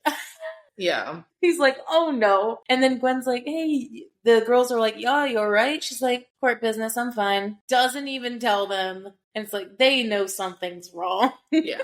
They're her friends now. But even she has like a point in that monologue where she's like afraid, you know what? Amryn and Gwen are just going to leave like her too when they figure out what a monster she is. Oh. Like they're going to leave too when they finally figure it out. And I understand why she has that anxiety. Because Amryn didn't like her for a long time. Yeah. And then the timing, her own self-depression and just like her own wrongdoings fucked that up. But it wasn't entirely, it's not entirely her problem. So immediately they leave. She goes straight to the bedroom and like pulls a fucking maneuver on him. He comes, tries to pound on the bedroom door, but she turned the water on, thinking that like she took a bath, but she didn't. She literally was just sitting there looking at the water. And then she's like, she asked the house if he's gone, and the house just opens the door. Very nice. Thank you, house. And because I think it does say in like the next chapter, whatever, he was showering at the same time. So that's why he doesn't notice her leave. This monologue as she's going down the stairs is really good. Amren had deemed her so untrustworthy, so awful, that knowing she had this world-altering gift would be dangerous. Amren had entirely given up on her. Amren, her one friend from before. The debate had been out of hatred and fear. She's more mad at the fact that, like, it's so depthful, right? Because it almost seems like every layer you build with Nesta just gets deeper and deeper, right? Because it's like really the root of the problem is that they're afraid of her. And she doesn't like that they're afraid. Yeah. Well, that doesn't like it. It makes her sad. Makes her upset that, like, Amber would even think that even if they're having, like, an issue, that she would be dangerous enough to let, like, something bad happen. Which, again, looking on the devil's advocate side, when has Nesta proven anything different? To them, To anyway. them. Because they haven't been around it. They haven't. And they haven't tried to be around. That's their fault, too. Well, they also think that having her away is working. So then she can come back and just join up with them. It'll be all right. It's like, no, you also need to... So in order to acclimate someone into society, take them out of society, teach them to be a proper being, and then bring them back to society, and then you'll obviously have everything fixed. And it's like, no, you gotta, like, fix the individual relationships as well. And don't take her out of society if you want her to be in society. And holy crap, she doesn't even count. She makes it all the way to the bottom. All 10,000 steps. Part of me's like, yay, hooray! And then the other part of me's like, fuck. Uh-oh, she made it to the bottom and she's angry. Nesta steps into Valaris once again. Oh shit. Rage rippling like a storage around. People should run in terror. Definitely. And that's the thing. She gives off that energy, though. I'm not saying that, like, it's like the me thing, right? I mean, I don't go around, like, scaring the shit out of, like, everybody like that. Like, I'm gonna kill somebody. But, like, I have felt that same thing where, like, the avoidance that I walk into a room and, like, oh my god, this girl's scary. Like, I'm not gonna talk to her or go up to her or something like that. I felt that way. So it's like, there's part of me that's like, I understand why she would feel lonely in that regard. But also, I'm not also giving off the best energy in those moments, I don't think. Yeah, so... I'm not smiling or I mean, it's not necessarily my problem, but I should also understand my part in it. It's not 100% like my fault or the people's fault. It's like a mix. It's not your fault that's like scared of you and are staying away, but you also would have to understand why. So yes, like Liesl said, chapter 46, she is walking with a purpose and doesn't even apparently it's still autumn, walking with a purpose, and even says like she has no memory of this. It has like a moment of past tense where she's like, and she will have no memory of this. She is just walking with so much anger. I don't think I've ever been that angry, but I've heard of people blacking out when they've gotten so angry that they which is crazy. You normally hear about that like in assault things where like people talk about blacking out and then waking up, quote unquote, waking up with their hands covered in blood and stuff. Yeah, people have heard about that, but I don't think I've ever gotten so mad that I've just fucking blacked out. I hope not. That'd be sad, honestly. Like, honestly, I know this isn't supposed to be funny, but the fact that she just she like fucking kicks the door open in Amren's apartment, and again, this is like a studio, so the bed's like right in the middle. And I love the fact the detail of she is riding Varian. As she rode the Prince of Adriata. This would be funny as hell if it wasn't such like a terrible scene that's coming up. I'd be laughing at my ass off. I'd just be like, huh. I mean, I was at first, honestly, when I like first read through it, because I'm like, wait, what? We finally get to see them have sex, but then we don't. Like, for a moment, I had forgotten that, like, she was angry. Wait, they're having sex. And then Nesta starts speaking, it's like, uh-oh. Right. And he puts, like, up a water shield in between them. He's protecting his lady. But the thing is, Amren is not scared of her. No. She literally just says, put it down, drop it, it's fine. Good boy. That wasn't added, but it was definitely intended. But like the thing is, Nesta keeps thinking that Amren is like scared of her, even though like technically Nesta's at the advantage. She's got way more power than her. But I mean, I think Amren's just at that point in her, she doesn't give a shit. She's not scared of her. No. I think she has more power than we think. I think more was left over than they realize. Yeah, probably. And she's just keeping it in until the moment it's needed. Mm-hmm. She's just upset that she won't take control of her powers. It's like almost Nesta's having a crisis like Rhysand did. Because remember in ACOWAR when they had like that long monologue and he said, you know, thanks to Amren, who, if she didn't help me, my power would have eaten me long ago or something like that. Is definitely not the quote, but it's like taken over me or made me, driven me to insanity. It's like he brought that up. It's like she's having a moment like Rhys did where her power will fucking kill her if left unchecked. And she's just mad. She's like, okay, you want to fucking kill yourself? Kill yourself. Which is a fucked up thing to say, but like you are not wanting to help yourself at all. Yeah. I have been here trying to help you and you're not wanting to help yourself. So let your power eat you alive if you don't want to use it. I can't make you do it. Right. Like, I can't. But anyway, as we're going into this, she's like, you're the one who voted against me. It's you. This is such a petty thing to get upset. But at the same time, like, I can understand why she's upset. All of these emotions, and all of these emotions just happen to land on this one little fact. So while it's technically a petty thing, it's all of her emotions are backing it up. It's a petty thing that I think they'll look on in the future and be like, that's what we argued about? Mm-hmm. Right. But in the moment, her feelings are valid and real. Yeah. So obviously she's like, get out. And then only Varian will listen to Amren. So he waits until Amren's like, okay, you can leave. Go get some. And apparently runs half naked into the street to find help. At least he put his pants on. Good for him. I mean, he probably could have went out naked and would have been fine. The Prince of Adriana just running naked through the streets of Alaris. I don't think, it's like, wait, you're here? Wait till Tarquin hears about this. He'll laugh at him. I suppose the loudmouth bastard told you more than necessary. Are you like trying to egg her on? Yes. She said on that summer barge party, she denied Amren's help in mastering her powers. I'm gonna say, on this read, I'm a lot on Amren's side here. And I don't necessarily know, because I've been on Nesta's side kind of this whole time, but I think she's valid in the voting thing. I think that was dumb. I don't think that should have happened, because that's stupid. But that's not the principle of this argument that Amren's wanting to have. I don't really think even Amren cares about the voting thing. I think she's literally like, what's more important is what she says here. She's like, I literally offered you my help, and you said, I offered to teach you, and you walked away. And the reason she did that is because Feyre asked Amren to help her. What a fucking stupid thing to get upset about. Yeah. Feyre just said, hey, wink, wink, nudge, nudge. Maybe ask, would you help my sister master her power? She likes you. And she trusts you. Will you help her? It's like, will you actually help her master her magic? Because I'm afraid for her. This is... Not afraid of her, but afraid for her. This is the crux of her argument, is that she, quote-unquote, sided with Feyre to... inciting and Feyre being like, having a high lady moment of saying, can you help one of these members? You chose your high lady over me. You're supposed to be my friend, not listen to your high lady. The fuck? She's like, Amren, I didn't choose anyone, you spoiled girl. I told you that Feyre had requested you and I worked together again, and you somehow twist that into me siding with her. And she's like, I told them to leave you alone for months so that you could figure out your own shit. Not talking about, if we remember in Frost and Starlight, she said, don't ask me about Nesta. I was like, she stood up for her. Yeah. She's like, don't ask me about her. And then it's this quote right here. The moment I realized my behavior was not helping you, that maybe your sister was right, I somehow betrayed you. Sorry, that actually, never mind. That was not the quote that I was like, gold. But it's still a good quote. Yes, poor Nesta with a young sister who loves her so dearly. Yeah. I think that Feyre does love Nesta, but loves, like, again, like the idea of their sibling relationship and not what's reality. I think she was too far ahead.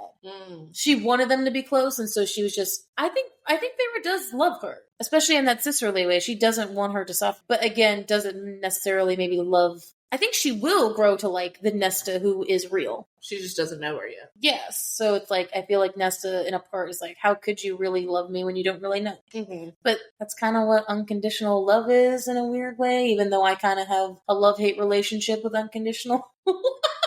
I don't think that it's kind of hard, guys. This is a hard conversation because unconditional love can be very mentally challenging to say, I love this person no matter what they do. It's like, I think real unconditional love is pure unconditional love is rare. Yeah, and has a lot of problems to it. Like, because there's a lot of times, like with families, there is unconditional love, but it's not pure.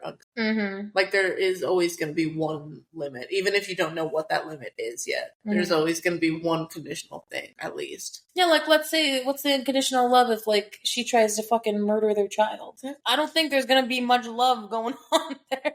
No. I'm just saying, I feel like I have a love-hate relationship with unconditional. But that's what she's basically saying here, is that that is a thing. Feyre doesn't love me. And all the while she's saying this, she's literally in her inner monologue being like, she didn't deserve Feyre's love and she was just like Tamlin. No, I don't think you're as bad as him, but I also don't. There's some similarities. That's like a hard comparison to make. It's like yes and no. Yes. Oh, then she said, the fact that you believe that means you're unworthy of your power, that you're so blind, which is fucking true. This is such a good section because Nesta goes on to say, she's like, well, it's different now. But what is really different? Can you explain it to me? Oh my god, this SJM, once again, I don't know if y'all felt this, but like, she delves into depression and mental trauma really well. Because this whole time, Nesta has just been putting on band-aids. Like, she's been making progress. Like, she's been being nice to people, and obviously, like, with Gwen and Emery, like, you know, she's making friends, but she's still covering up what's at the raw center. Like, all this guilt, all this regret that she feels, this cowardice she feels, this hatred for herself, her power, like, all these things, like, she's kind of just avoided and done other stuff. And it's like, think about it like this. Before, she was doing unhealthy things to cope. So it's like, obviously, as somebody who's looking on from the outside, if you're, you know, doing drugs or let's say, like in the real world, doing drugs to cope, that's not necessarily good for your body. That's not good for you physically. But then you move to a certain degree where then you start coping with other good, you're starting to get into a relationship. You're starting to gain friends. But you're still covering up what you're doing. It's fucked up to think about, but it's like you're doing the same thing, just one is deemed healthier coping than the other one. But that depression doesn't go away. There's still band-aids. They're still like just covering up. It just doesn't seem as bad as before. And she's having that realization of, fuck, really nothing has changed. Except for the fact that I'm just nicer to a few people and I get to have sex with this hot man. Which is great.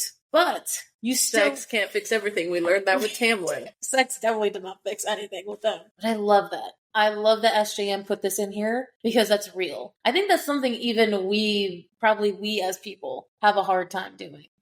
I could even say a real one now where like, especially during my job for the last 8 months of just coping by doing like other things, like doing work or, you know, things that would be deemed fun or like productive, but I'm not really getting at the root of the problem of why I'm so unhappy. So it's like, dude, even we struggle with this, and to have it like kind of called out here, I'm like, oh fuck. Yeah. Can't cover it up anymore, okay. The ultimate quote. You can train as hard as you want, fuck Cassian as long as you want, but it's not gonna fix what's broken. I just need a moment for that. God damn. So then, of course, she like fucking points a finger at her. She's like, yeah, and you don't. And then before she can even say anything, Amryn kind of moves to the side. She's like, you think I would throw a death promise at you? Well, I mean, kind of. But okay, to be fair though, I would be pissed as hell if I was Nesta and just being like, everybody I point at, they're going to be afraid that it's some fucking death promise. Yeah. Like, there's a difference between a fucking crooked finger and you're like pointing it while you're slowly going into the cauldron versus like, okay, I'm just pointing at somebody. Which, okay, random tangent. Has nothing to do with this tense moment.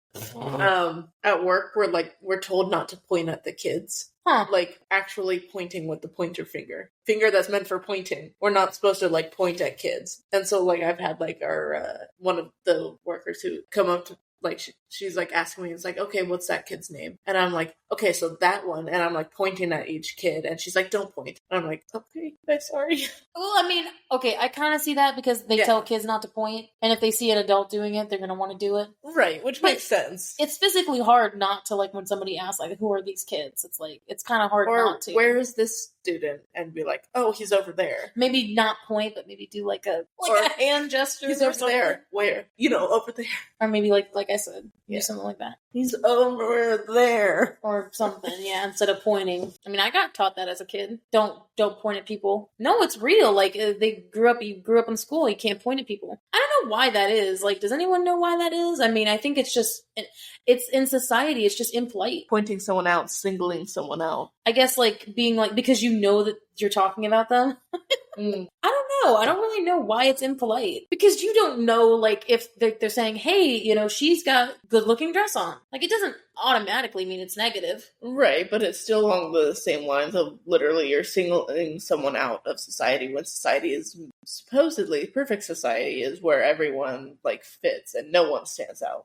So pointing singles someone out. That's fucked up. I don't understand. Like, I want to be able to point, bro. I guess I'm not societally We have pointer fingers. We have 2 pointer fingers. I literally meant for pointing. Point at people. But I don't, like, do it. Anyway, I understand. Anyone in the comments can tell us why pointing is bad. Please let us know. Why do you think pointing is bad? Give us your extreme explanation. Or can maybe you understand? Like, can you explain to me, Chat GPT me, why pointing is bad in society? I'm gonna look it up. I think she also feels sad that, like, even though, because I understand, I feel like with friends, like, even if you did get to an extreme enough point, like, you think I would hurt you? Mm-hmm. I can understand why she feels sad about it. Because I would never want a friend of mine to be, like, so scared of me that at some point, like, they think I would threaten physical violence. Right. Like, that's crazy. I would feel really sad about that. And you stole my chocolate, I'm gonna kill you. I'd be like, why? Like, I can definitely intimidate the fuck out of my friends, but not, like, in that way of, like, you think I'm gonna backhand you or something. Bro, I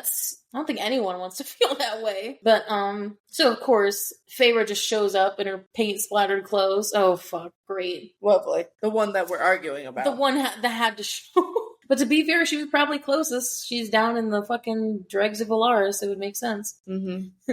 Just imagining, like, half-naked Varian just running, Feyre, Amren's apartment, no! Running into the studio, potentially while she's teaching children. Mm-hmm. They're like, ah! And you know what? Like, Feyre's just like, okay, I understand what Cassian... He's like, Cassian said it wrong. He says, like, she's like, I'm not mad at Cassian, even though I yelled at him. I'm not mad at him. Cassian was the messenger. If anything, he's the one that actually, like, told her. She's like, I'm mad at Amren. Not Reese, because that's expected. It was this line. Here's the one I was thinking of. I stopped having your back the moment you decided to use that loyalty as a shield against me from everyone's... Damn. That's a good line. Yeah. Because that's real. Like, I don't know about, like... I don't feel like I've had this in a friend dynamic before, but I definitely could see how people are saying, well, it's like, okay, well, we're even. We're loyal now. So you can't call me on my own shit. You just have to defend me. It's like, I don't think that's how loyal friends work. I feel like a loyal enough friend would call you on your shit. Of like, you are being unreasonable. I mean, obviously you wouldn't go spouting about that and just being like, oh, this bitch. Right. Being fucking crazy. Like, that's not loyalty, but loyalty would be like, you are hurting yourself. I'm going to call you out because you are hurting. And you're doing this to yourself. That is somebody being loyal. At least to me. And she's acting as if loyalty means that, like, Amren can't listen to anyone else. Mm-hmm. Which is not true. She's like, okay, Feyre tries to be all high lady-like. She's like, okay, you go back, and Amren, you, I guess, stay here. And then Nesta's like, you're the high lady. Like, you have more power than she does. I don't know what that means. But it's like, she deserves my respect. Trigger word. Mm-hmm. This is a really big clip in the fandom, and it's used a lot on the graphic audio part, where it's is it respect that she offers you? Yikes. Is it respect that your mate offers you? Uh-oh. Oh, no. Okay, what a random fucking thing to bring up during this fight. But at the same time, like... She's hurt, and she wants to hurt back.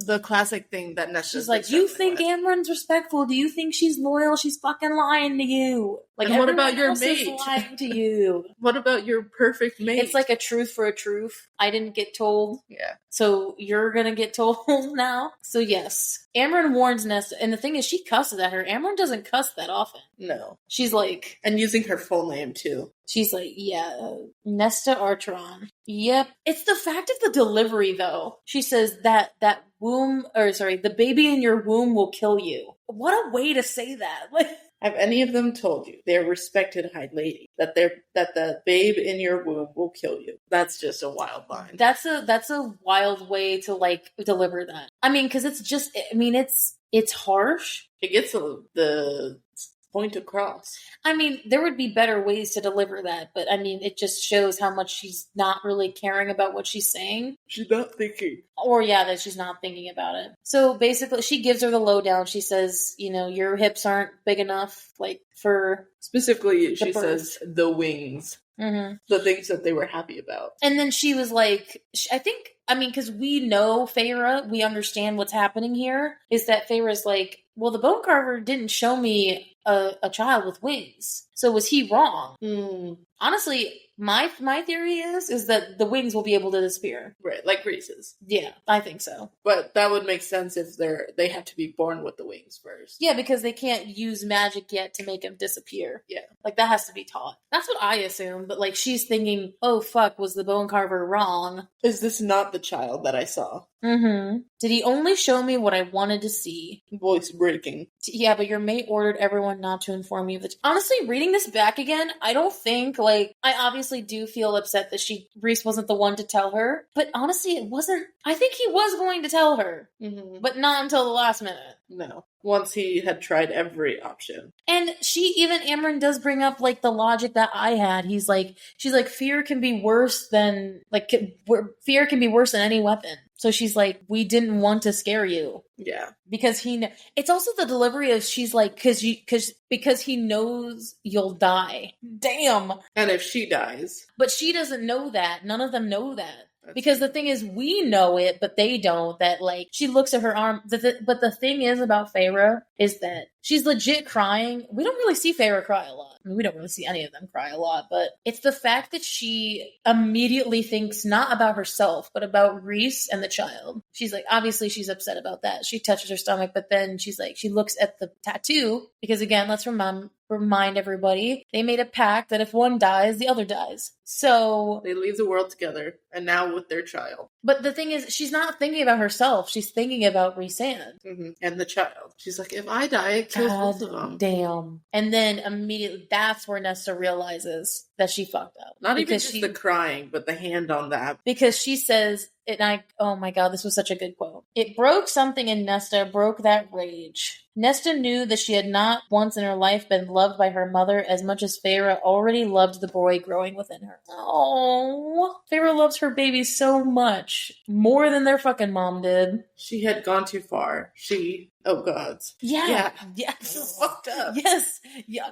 She is the embodiment of bringing up another fucking argument when this had nothing to do with what they were talking about. Again, she was hurt and she wanted to hurt back. That's always been her defense. She just she got triggered by the respect word and then was like, oh shit. Amryn, I hope you're content now. No, she's not. I love the end. So she just runs out of the apartment. Yeah. Just run away from the problem.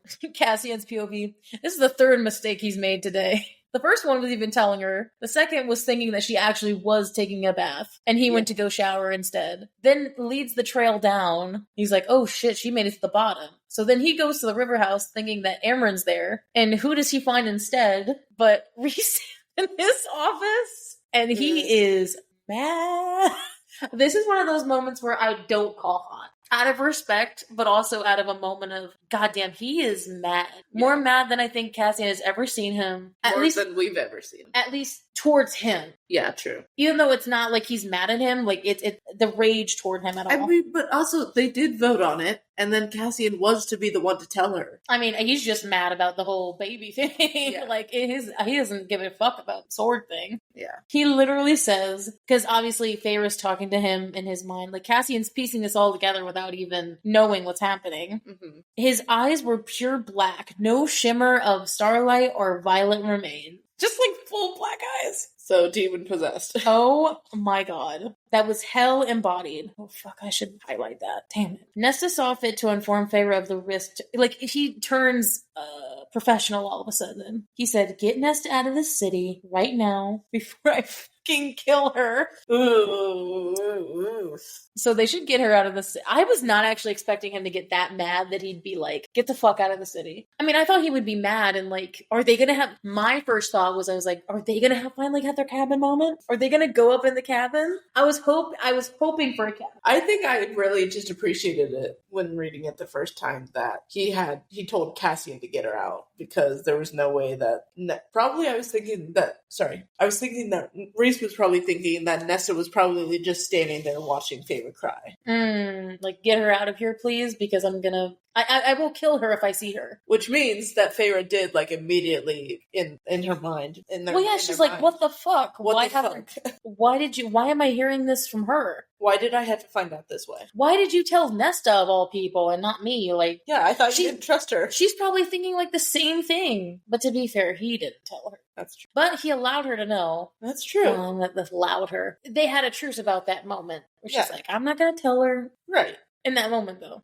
God dang. I mean, that's just a bunch of shit stuff coming together. But it needed to happen, though. In the greatest of things, it needed to happen like this. Yeah. I mean, not as she needed to hurt somebody for there to be some sort of give her a consequence, and then give her something that finally lets this like storm out. Mm-hmm. Something that she can actually, I was gonna say stakes. Something that like will push her to actually quell her inner demons. Something external, not just inside, like her inner demons. Something on the outside to pull them out. She needed to do something terrible to somebody and then like regret it and be like, no, I need to change. I mean, hey, if we're mirroring real life a little bit, I mean that's sometimes when you go to remission or like drug addicts or alcoholics, it's a lot of their stories align when somebody says, hey, I hurt someone really, really close to me, and I knew that right then and there that I would never do that normally to somebody. So it's like these things I've been doing have made it get to that point, so I need to make it stop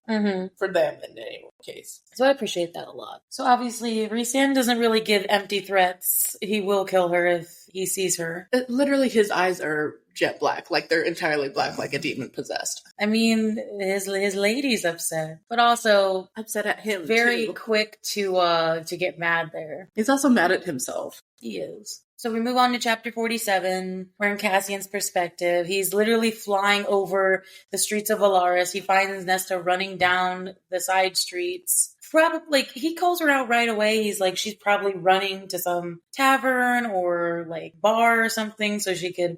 I don't know though. I think she was just running away from herself and from what she did. I think she was just running. Like, I don't really think that there was like an end place. Yeah.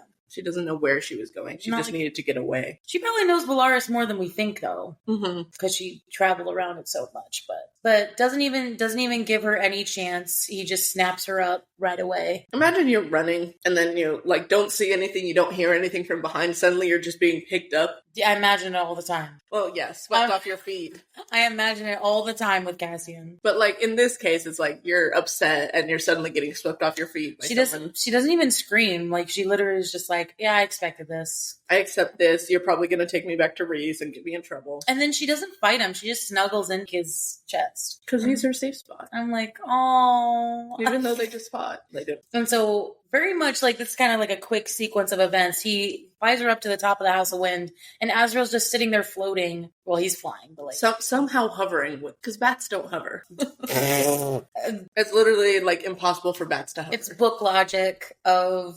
It takes a lot of muscle. Well, maybe they do. Maybe they. I don't know. Maybe it's easier for you. And he's just like holding a fucking like big. I'm imagining like any cartoon, any anime you've ever seen where they just have this big ass pack that looks 3 times as like big as they are. I've carried that kind of pack. It's fucking heavy.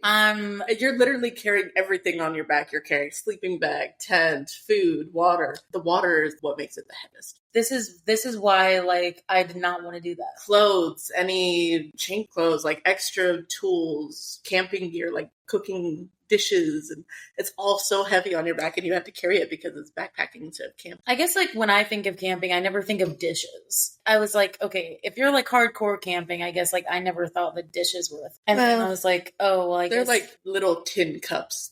And tin cups that you use for your plate, your bowl, and your cup that you have to wash out in between meals. Hell no. So it's just like this big rucksack sort of thing. And I was like, oh shit, they're serious. Yeah, they're actually getting like she's actually like going up in the middle of nowhere and like away for a little bit. I think I was a little bit shocked. I don't want to say shocked, but more like, oh, this is actually happening. Okay. So I have a thought though, like, did they just have a bag ready in case someone ever needed to get out of the city? Like, if someone ever needed to get out, or did Azriel just like pack everything? I mean, it would make sense because like they talk about all the times when the inner circle had strife with each other. I wonder if they just have an emergency case. Yeah, like, okay, there. I need to get out of the city for a couple days. Just take bag. Yeah, I mean, I think that's because there's no way, unless magic was involved, that he could get that quickly or the house enough for like. I mean, yeah. But that's not sped. No. So it's like, okay, shit, they're just going up in the mountains and disappearing for a little bit. So then it's really sad when like they finally get situated for like a little thing when they get started on their journey. This whole last section, I'm just gonna say, Nesta's inner monologue is really, really hard. It is. She's like, okay, they're going camping. She did an unforgivable thing, and she says she feels like she deserves to be misted by Rhysand. And even though Cassian is mad at her and he's kind of giving her like, I don't want to say side glances, but he's being very like rough in the voice with her. Very firm. She hates seeing him mad at her. She's like, no, I can't look at him. It's more like I'm not mad, I'm just disappointed. And she can't stand for him to be even like thinking about her in any sort of bad way. Yeah. So he's like, okay, I guess I gotta start a fire. So she finally just sleeps under an overhang away from the fire. And the fact that Cassian is making her carry the bag. So she says like, it's the thing of her saying she wanted to disappear forever. She said, will herself to melt into the earth and disappear forever. Which is so sad because that's how she really feels about herself. And it's just hard to see, especially from such a powerful character. And then we get Cassian's perspective in the same light. Feyre is mind speaking to him. So Cassian says he took Nesta to the Sleeping Mountains, which is a range that separates Illyria from Valaris, which makes sense because if you did look at the map, there is like a big like mountain range in between them, and it would make sense why. Well, the map doesn't really like show it, but it kind of, you just know. It just says Night Court, but it's in between there. Yeah. So obviously Cassian kind of forgets Feyre can mind speak too, even though they've shown that multiple times. Yeah. I just think it's weird that like after something like that happens, it's not Rhys coming into his mind. She's like, I'm so like Rhys overreacted. Yeah. She's like, I'm sorry. He's like, I want you to come home right now. He completely and utterly overreacted. She's furious and upset at them, but she knows why but it even like seems like they weren't ever going to tell her, which I feel like Rhys being able to say it to her is one thing, but then him, because like Cassian said, I'm sorry you even found out. Yeah. Which is like, I feel like that's more along the lines of like, I'm sorry you had to find out, because if you're finding out, that means there's no way to stop it.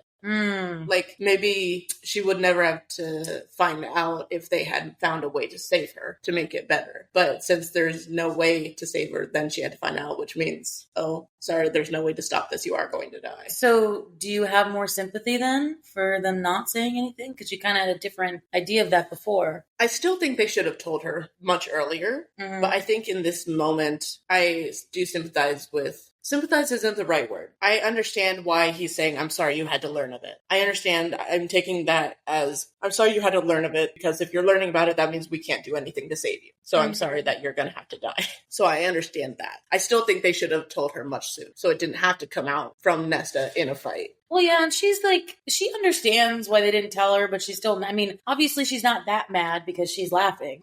But I also do know that I laugh sometimes, even in the face of really bad odds. And Feyre's not mad at Nesta at all. Like, Cassian's like, we're mad at Nesta. And it's like, she was the only one who told me, but it's like, Cass is also right. Like, she didn't tell her for the right reason. She didn't tell her because she felt bad for her situation and thought she needed to know. She saw the parallels in their situation about something that they didn't know about. and wanted to use that to hurt someone else because she was hurt. Because they didn't tell her something. Yeah. But I mean, obviously she knows that was wrong. And that's basically what leads into this upsetness and her fury at herself and like her massive depression. Yeah. She's like, how could I do that to somebody who is just, especially a sister, but somebody who cares so much about how I'm doing that I just, in my rage, I was like, okay, fuck you. You're going to die. That baby's going to kill you. It's like the way it was said. The way it was said still got me. But then Cassian's like shocked that Feyre is so calm. She's like, how are you laughing on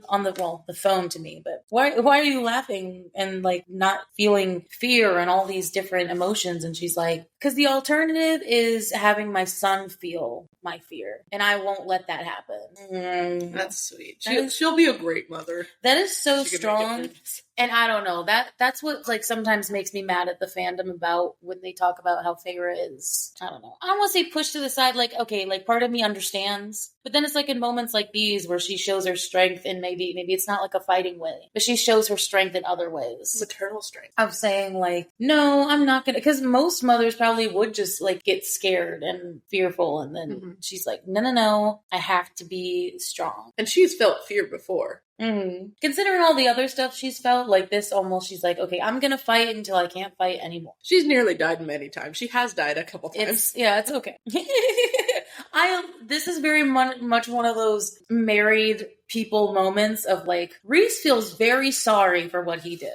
Like she's speaking for him, even though like we know that he's not upset. I imagine her like holding his ear up and being like, this guy is very sorry. It's like, he realized what he did was wrong and we want you to come back, both of us. We want you to come back. And then he's like, actually, I think we're going to be out here for a couple days. I think this will be good. And Nesta has never been on a hike in her life. I mean, this is me. Yes, it is. I was going to say that. I was like, this is just my princess version of like you trying to take me up into the wilderness. To be fair, I took you on one hike and we nearly died. So but that's mostly because we only brought 2 things of water. Yeah, and thing is, I didn't think it was going to be that long. It wasn't supposed to be that long. It was such a stupid hike. They should have had better signage. We didn't know it was going to be that long, but we didn't die. But that's when my knee problem started. So it's like, woohoo! Yeah. Bonding. Anyway, it will be bonding good for Cassian and Nesta. Hopefully, I was actually going to bring that up later. She talks about tripping. But obviously it's like, Feyre's like, he says he's not supposed to say, or he's supposed to say it's unnecessary, but he's secretly glad. Because this is kind of her punishment. Which, honestly, I don't think it's a punishment. I think it's a opportunity for her, more than than pain. Please take care of her, Cassian. And yourself. Yeah. I think this hike's going to be good. Like, I actually think it's going to work out. Which, obviously, we know by the end of it does. But initially reading it, I was like, this is a good thing. Then we get in chapter 48. Just get up. He's turned into warrior general mode of like, they're going training. This is not the boyfriend Cassian. No, this is you're gonna do what I say when I say it. She's like, okay, so you're gonna drill me into the ground, and he still makes breakfast for her every day, like or every dinner, lunch, breakfast. Character consistency. Before her first day of training, he made her eat. Before her hike that's probably going to kill her, he made her eat. I love him so much. I also just like a man that cooks in the rustic outdoors. Yes. Even though I'm not a rustic person, I was like, I'd be fine. It's like those videos on YouTube where they're like using literal tree stumps to make their food. Which I'm like, okay, you don't need to show me how it's made. Just like, I would like it after. I feel like if I see it, I'll just get grossed out. Grossed out by the cooking? Yeah, maybe. So basically the plan is they're going to be hiking dawn to dusk with only 2 stops during the day for like a couple days. That's pretty accurate for backpacking, unfortunately. Well, yeah, if you're not like sightseeing or anything, like this is very much, we're trying to get somewhere, not like actually looking in to enjoy the view. Yeah. So she does force the food down her throat because I like the subtlety of it because he prepared it versus like if somebody just gave her food, okay, whatever, but it's because he made it for her that she's like, okay, I guess I can stomach it down. Yeah. Which is good because beforehand she would just not eat at all. Yeah, but at least she respects him that much. Mm-hmm. And yes, this is the part where he says, well, I can't fit this backpack on my wings, so I guess you're going to have to carry it the whole way. Which he's like, all right,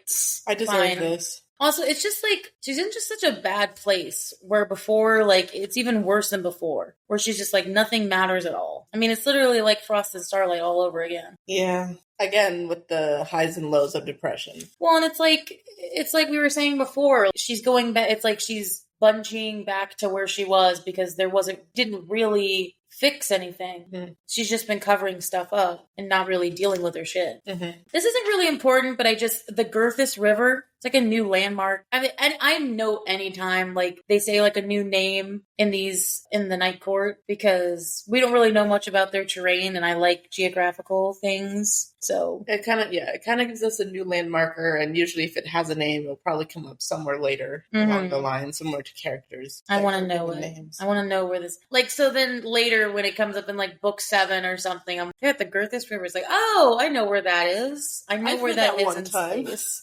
I like what she says. Like, okay, let him drive her into the ground, make her act and walk like a serpent, and won't fix anything. She didn't even bother to like braid her hair, or her hair's just down. And then it's like, okay, let's go. Let's start the walk. Damn. I can understand wanting the pain though sometimes of especially when you're like so down in the like dirt and just being like, okay, the pain might actually make me feel something, even though that's not good at all. And trigger warning here, like that's a lot of the reason why people do self-harm is because the pain grounds them. Oh yeah, a lot of trigger warnings for this last part. Yeah, it pulls them out of their thoughts because it is like something in the present. Which I have never personally dealt with, but I've definitely had a lot of friends who have come to me with that stuff. Mm-hmm. And I'm like, oh God. I feel like I'm in the Cassian position where it's like, okay, what can I do to help that? But then the thing is, like, I ended up just finding out, especially as you get older, finding out that it's like, you can throw as many ropes as possible, but if they don't take it, it's not really on you or your fault. Or there's like the young thing of, I mean, again, obviously, they do not have therapists in this world, but they should. In our real world, it's something that like people, when they're younger, they think, oh, I can just go to my friends. And they're not the ones that like you should go to. Mm-hmm. Like, it's fine to have support in your friends, but also sometimes you need that third party therapist to actually get you through something. Who will look at it objectively. Especially in like more extreme circumstances, like an actual professional help. So that's real. But yeah, so as they're walking, like the pack is so heavy that they don't talk at all. And they're just walking through these mountains. And she's like giving herself over to the thoughts and pain and the muscles she hasn't been using versus training. Like, I mean, it probably went easier because she trained. Yeah, imagine like beginning Nesta, like Frost and Starlight Nesta trying to do this. No, she'd die. She'd fall. She wouldn't even be able to hold up the pack. Fall immediately. Mm-hmm. And I like when they like describe the terrain of like how he's very much, I mean, obviously he knows these mountains, but she talks about how scary it is looking down, but they have to find like an actual good path to go down instead of they can't go like straight up, straight down. I think that's also just the ignorance of people thinking when they climb mountains that that's how that works. As someone who grew up in the mountains, I actually, when I was reading this, I'm like, oh, I've done that. Oh, I've done that. I mean, obviously, I haven't gone on a hike with Cassian through the mountains of Night Court. But in terms of like logistics, SJM did do her research on that. Because, yeah, a lot of the time you have to do switchbacks when going up a mountain or down a mountain. And sometimes, well, especially in this case, like there's not any set paths. There's not sometimes there's not even deer trails to follow. So you really do have to like bushwhack across the side of a mountain. And often you're walking like with your feet like sideways, trying to dig into the ground because it's steep. And that's crazy. Would never. The amount of times I've rolled my ankles trying to do that. Well, the fact that she doesn't fall until like a few days later is really kind of impressive. Yeah, because I would fall immediately. Even someone who has grown up doing lots of hiking, I was constantly rolling my ankles whenever we had to do that. Even when we had a trail, I was rolling my ankles. I would just fall. I mean, I fell at the campsite. So like, I mean, I don't really know how I would do here. But that one hike that we did, the one that we died on. I didn't fall. You didn't fall at all. No, but that was terrible. You even climbed up that tricky rock section. That 90-degree thing? Yeah. Yeah. Like the steps that were actually worn into the rock. That was crazy. I mean, it was fun, but that was crazy. And then it went downhill from there. But But I just like how she talks about how like scary the descent would be, but like she doesn't care. Like it's almost like she's looking over an outcropping, looking at like how if she fell now she'd die. She's like, oh well. Oh well. And I'm like, God damn. Oh, that river's so far below. I wonder how long it would take me to reach there if I started rolling now. Wonder if I just, and the fact that her fae body would just crack under that is a testament to how large it actually is. Yeah. So they do finally stop at that river for lunch, and she literally just fucking drinks the water, which is the fantasy world. Like, in the real world, you probably shouldn't do that, but like... That's true. In this world, it's fine. I mean, the higher you go up in the mountains, the closer it is probably to streams and like the actual ice flow that it's coming from. So it's more pure the higher you go up. But then again, at the same, like, it doesn't seem like they're that high up yet. Well, I mean, this is the river that they descended into. Exactly. Back up, so exactly. So they're lower, so that's probably where animals upstream have already defiled it. I just wouldn't drink river water. The only way to drink it is if you filter it first, but that's even a luxury sometimes. Yeah, it's like, I mean, she's like, basically it's very much a rinse, wash, and repeat of they hike, she passes out, he feeds her, and then they go back. But he does care about her still. Like, I mean, most of the time he's talking. He's the only one who talks. She hasn't said anything. It's like, even if he's still mad, he still cares about her getting like water, because it's like, you will faint and you will die if you tumble down this mountain. He's like, please drink the water. Please drink the water I give you. And it was that line, like, if you fall off the mountain and break every bone in your body. She didn't look at him, didn't let him see the word in her eyes, good. And then immediately he gets gentler and he's like, okay, rest up. Yeah. Dear God. He went still immediately, so I'm guessing he saw that word in her eyes. God damn, that's not what I expected. It's like Cassian knew how much she hated herself, but like he didn't think that she just didn't want to exist anymore. Yeah. A lot of, I mean, shit, that's a lot of understanding there. That's really real. Where it's like, okay, somebody from the outside's like, okay, I know you have your issues and I know you get upset sometimes, but literally you're thinking, she's like, you know what if I just don't exist? It's like, goddamn. I feel like that's even, I mean, that's relatable to me, because it's kind of like, she doesn't necessarily want to die, she just doesn't want to exist. And I feel like there is a difference there. Which I cannot relate to that feeling of like saying I don't want to exist. But like, I definitely have felt like that sense of oblivion before that she talks about, of like feeling like I just want to fall into like a dark pit and then not come out. But like, nothing like that. It's just SGM knows how to write trauma. Like, she really does. And we've been saying that through all 5 seasons. But this is it. This is like the piece de resistance of the trauma right here. So he kind of gives us some lore about this area. This kind of like where the mountain people used to live, like shepherds and shit, wanting to live away from everyone else. And then Moore told him a long time ago that this mountain range was used for healing. People would, I mean, basically like they have that in real life too, where like, if you take this trek, like it's a healing journey or some bullshit. And then, and then like once you reach to the lake, 2 days out, which is a good metaphor for what he says later about how like the journey is worth it to get to the end because of this very beautiful lake. Yeah. I think this is a good idea. They just keep walking in silence, which I feel like that would bother me. I don't like walking in silence like that because I feel like that's what brings me more into an oblivion than not. I feel like if there's no talking, like I just get scared very easily. I think because I've done a couple of, not like big hikes on my own, but like walks on my own. And I feel like when I don't have like music playing, for example, if I'm on my own walking and I don't have some sort of music, even in one ear, then like I just get very stuck in my existential thoughts. Versus like if I have music on, then I'm daydreaming pretty much. But like I'm still in my thoughts, but I'm daydreaming. But it's like I've been on a couple of those walks on purpose where I don't take my music just so that I can like process through things. Oh, see that bothers me. Like I need to have music on, or if I'm walking with somebody, I feel like I need to be talking because that scares me. I could never have both ears having music just because, walking up in the mountains, always had to have an ear out. Oh, I do it anyway. Yeah, that's why you wouldn't survive life. Well, yeah, why I'm walking up in the mountains, like I walk around the street with 2 on. The street is fine. Even the mountain, like I technically am not supposed to be walking around the street late at night with both on either. That's true. But I feel kind of predator I still do that. So, well, if any of you come up to me in the street, you'll know because I'm not going to realize you're there. And she has delayed reactions anyway. You know how bad I am. Like, I will literally be sitting in the living room reading and I won't notice that she's right there and I'll be like talking and monologuing to myself and I don't realize she's there. Mm-hmm. So, like, yeah, I know my bed. But if someone, but the thing is, my karate comes into play, though. If someone went up and, like, touched me or something, it would be an immediate, like... The only time when your delayed reflexes actually... Yeah, no, it's like,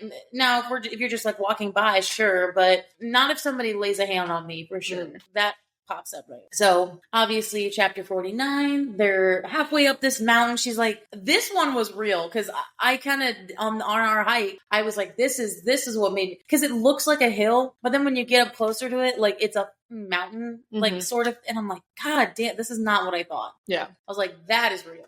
So she's like, oh damn. They get up to a certain point, like again, like I said, and she just fucking, her legs give out, and she's like, I don't even want to move. I'll just pee in my pants. I don't care. She's like, I'm tired. Don't want to move. She doesn't even take the pack off. Well, and then he's like, you need to take it off so I can at least cooking something for myself. And it goes back to, you know, like she feels bad that he is mad. He's like, she can't stand, like that's why this whole time she's only been looking at the back of his head, and whenever he talks to her, like she doesn't look at him in the eye.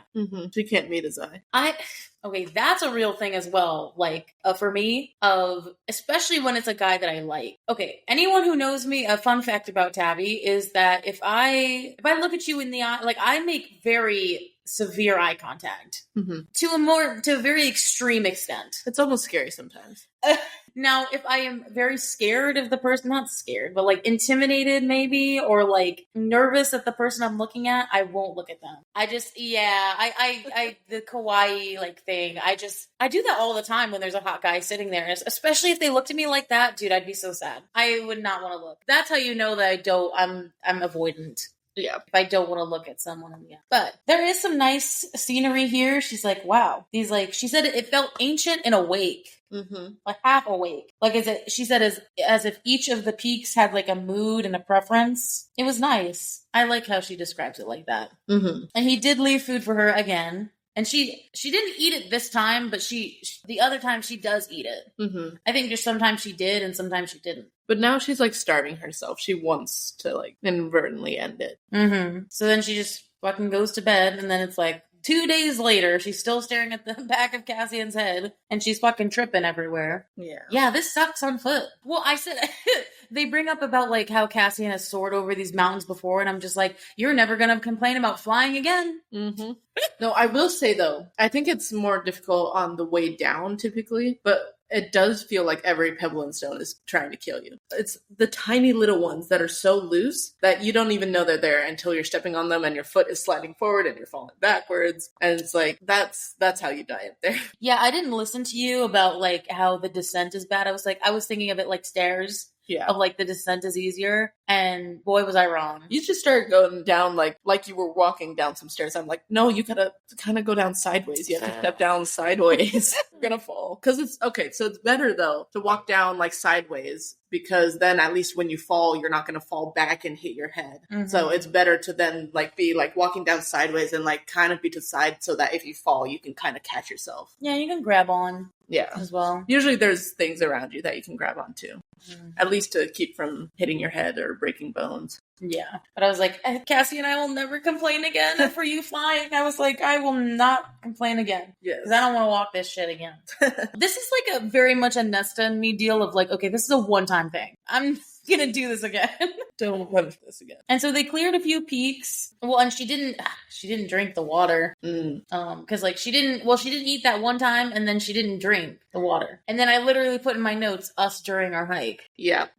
To be fair, that wasn't like entirely by choice. Like we were trying to save water stupidly. We should have just drank it all. Well, I did end up drinking the rest of it. I ended up drinking some of yours. You finished off mine too. So I was like, a sacrifice I made since you were on the verge of tears. Yeah, I was so wasting water like upset. Yeah, she talks about like the sweet oblivion. Yeah, the sheer exhaustion could summon the oblivion she craved. Only sheer exhaustion. Or yeah, like when she passed out and whatever, she's like, okay, this is the oblivion. No training, no learning about the Valkyries would help. Nothing would help. It's like, holy shit. Wow. She's giving up on her body. Well, it's funny how she thinks like Cassian's falling at first. Because like, she's like, oh, Cassian's falling. I'm going to try to catch him. And then she's like, oh, well, actually, I'm falling. Yeah. Oh, shit. Okay. Okay. I just think like the Oblivion stuff, and it's like hard to watch. Mhm. It's hard to watch and or listen to, especially if you personally have dealt with stuff like that, where it's like SJM's calling out all of us, I think. Yeah. Of like having these moments of like just wanting to hide away from the world instead of dealing with our shit. Mm-hmm. And she's like, nope, we have to have a Cassian there to push us to keep going. Mm-hmm.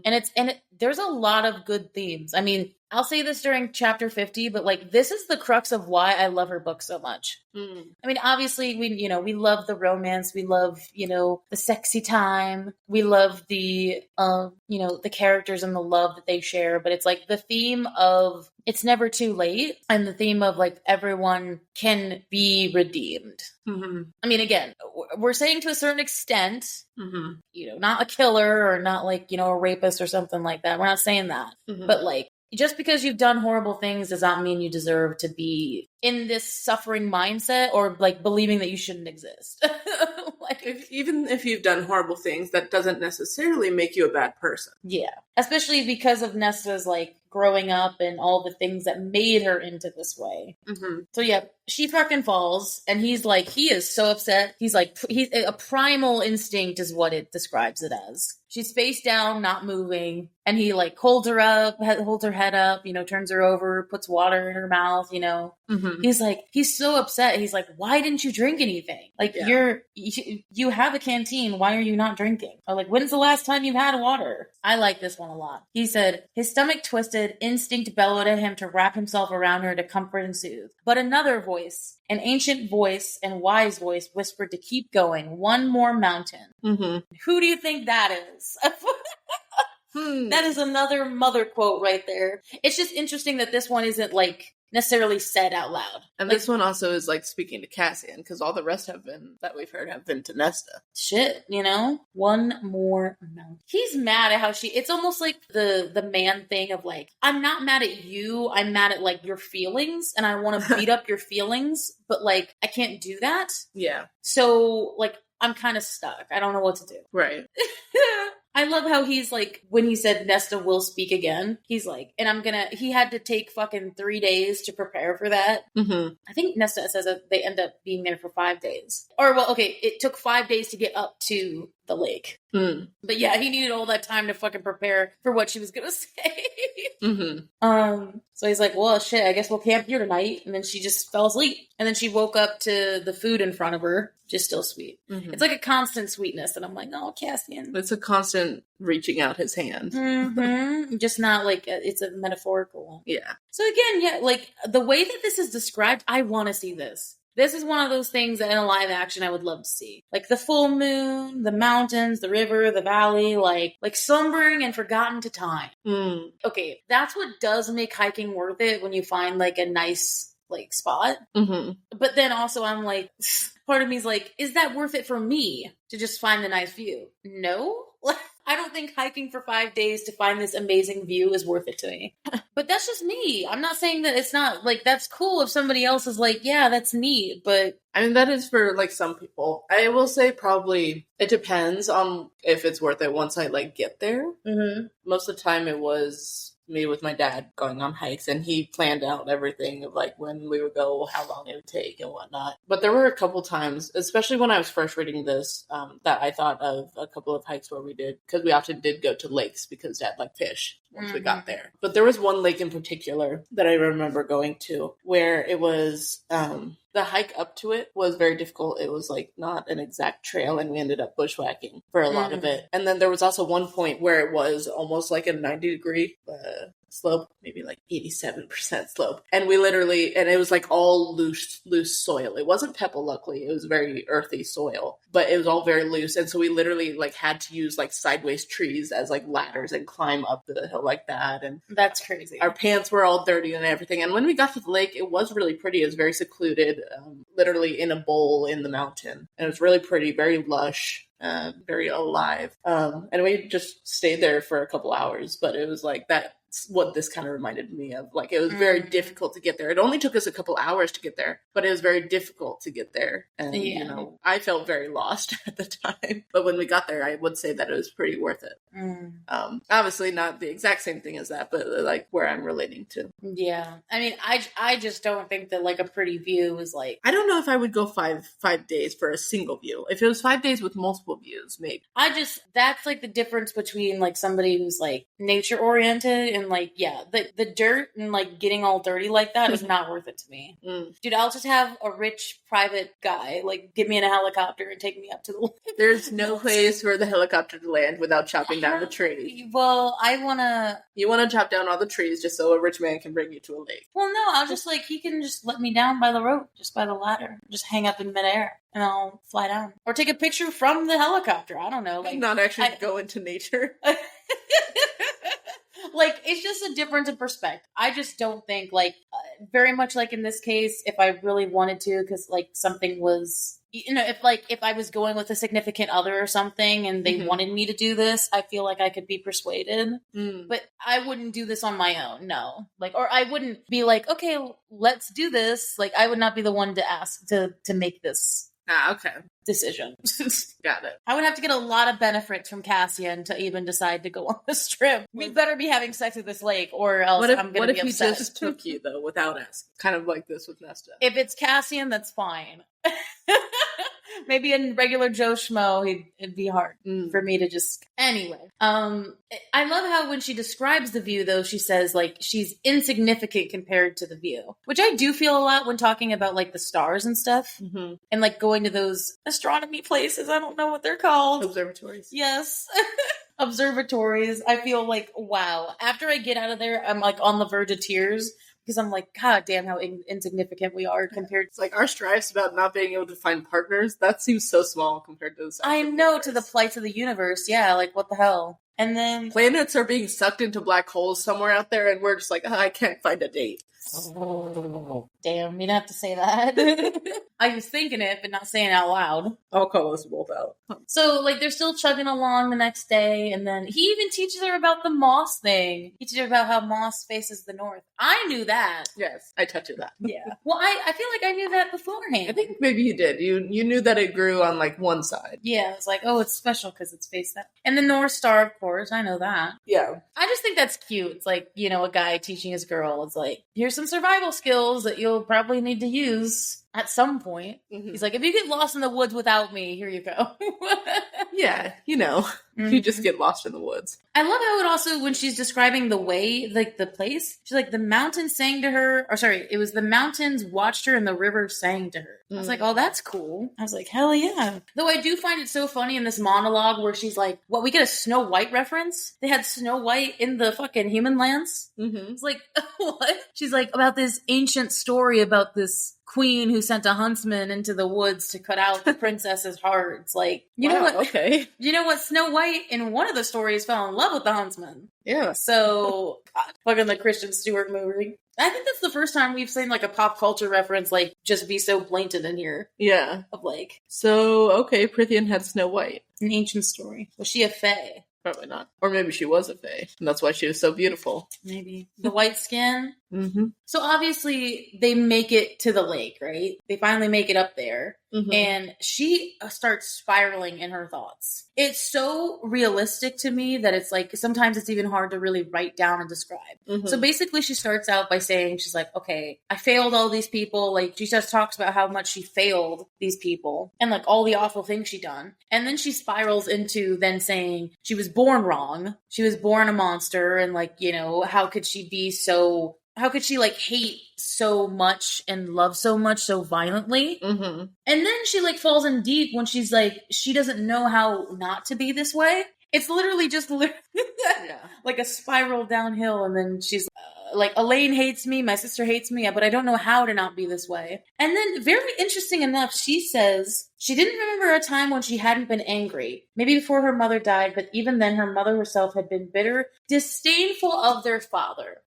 Can I reference the first book again? The first book, they described their parents, at least according to Feyre, they said their parents' relationship was so strong that basically what she was saying was that when the mom died, her dad just stopped wanting to live. And that their love was that strong that he just couldn't go on without her. And that's why he just like stopped wanting to do anything. What if, going back to the whole like maybe Elaine isn't their direct sister or is only like a half sister? What if Papa Archeron cheated? That's what I'm saying. Because why does Feyre see it as like they were so in love with each other, and then Nesta's like, dude, even close to the end, her mom was like bitter and fucking disdainful to their father. Why?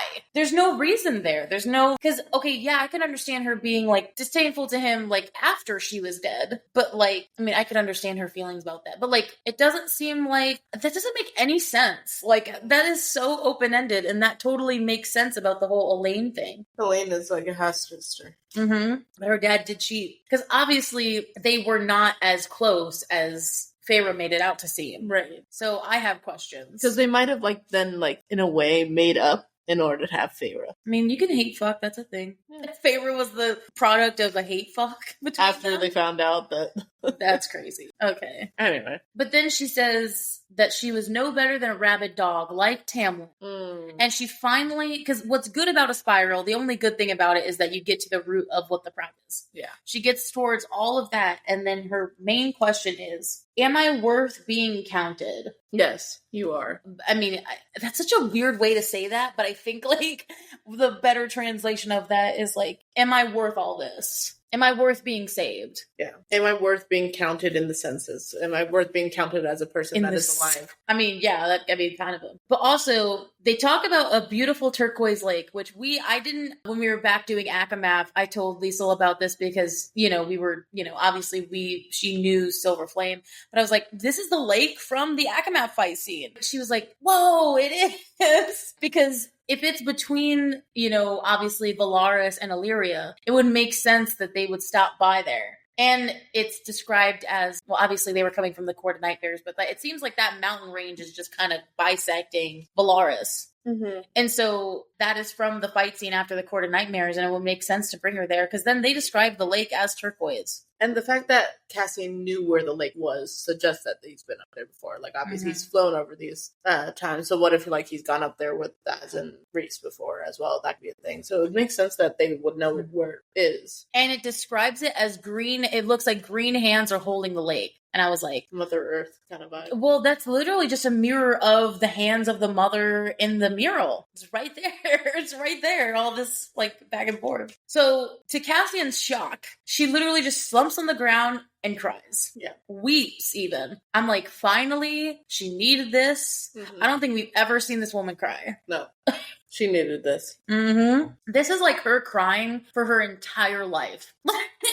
Which is kind of insane. Because there's definitely moments when I just need to fucking cry. And like, I couldn't imagine going on like 25 years or however long this has been and just not crying at all. That's insane. Yeah, she is 25. And also, once you like start crying, like it's kind of hard to stop after that, I will say. Because then just anything else that's being said is going to just trigger more crying. At least to me. And she's just letting all the horrible things in. It's almost like she's bringing down her wall, and like just because she was thinking about them, but she's not feeling them. Versus now, like she's actually feeling them. And then he doesn't touch her, but she's just a warm presence beside her, and he says, "I'm here." Oh, he's such a good man. Why doesn't this man exist? I'm so sad. I'm so sad. And the hard part is like she starts sobbing harder because he's like touching her. He's like, Nesta, and then she says, please, the first word in 5 days. Wow. He's like, don't touch me, don't be kind to me. He's like, why? Why? But I read that as more of like, why? Like, explain. Like, I get that, like, you're feeling all these emotions now, but this feels like the best time to ask. Why shouldn't I? It's like, wait, what? She feels like she doesn't deserve his kindness after all she's done. And all she's done to him. I just love that, like, because of that prompting, she finally gets to the root of, like, all of her sadness. Yeah, I mean, the start of it, well, I would think that it started long ago, but like, I think the death of her father was the big catalyst of her being like, I mean, obviously it was like her mother and stuff beforehand, but I think that's like her father's death made her see like how terrible she'd been her whole life. Yeah, it started her deeper depression. Because she realized that all this stuff she's about to tell us. She was so horrid to him all of her life, and he died with hate in her heart. And he still loved her, knowing that she hated him. The father, by the way. I played the pronoun game. She literally describes to Cassian that way. Like, I let him die with hate in my heart, and he still loved me anyway. And I let him die. This is, like, hard to talk about because it's, like, part of you understands why she didn't like him, but then also I can understand why she's feeling like she hates herself for that because, I mean, how could you have, like, a father figure, even if they did shitty stuff to you, again, with limits... Yeah.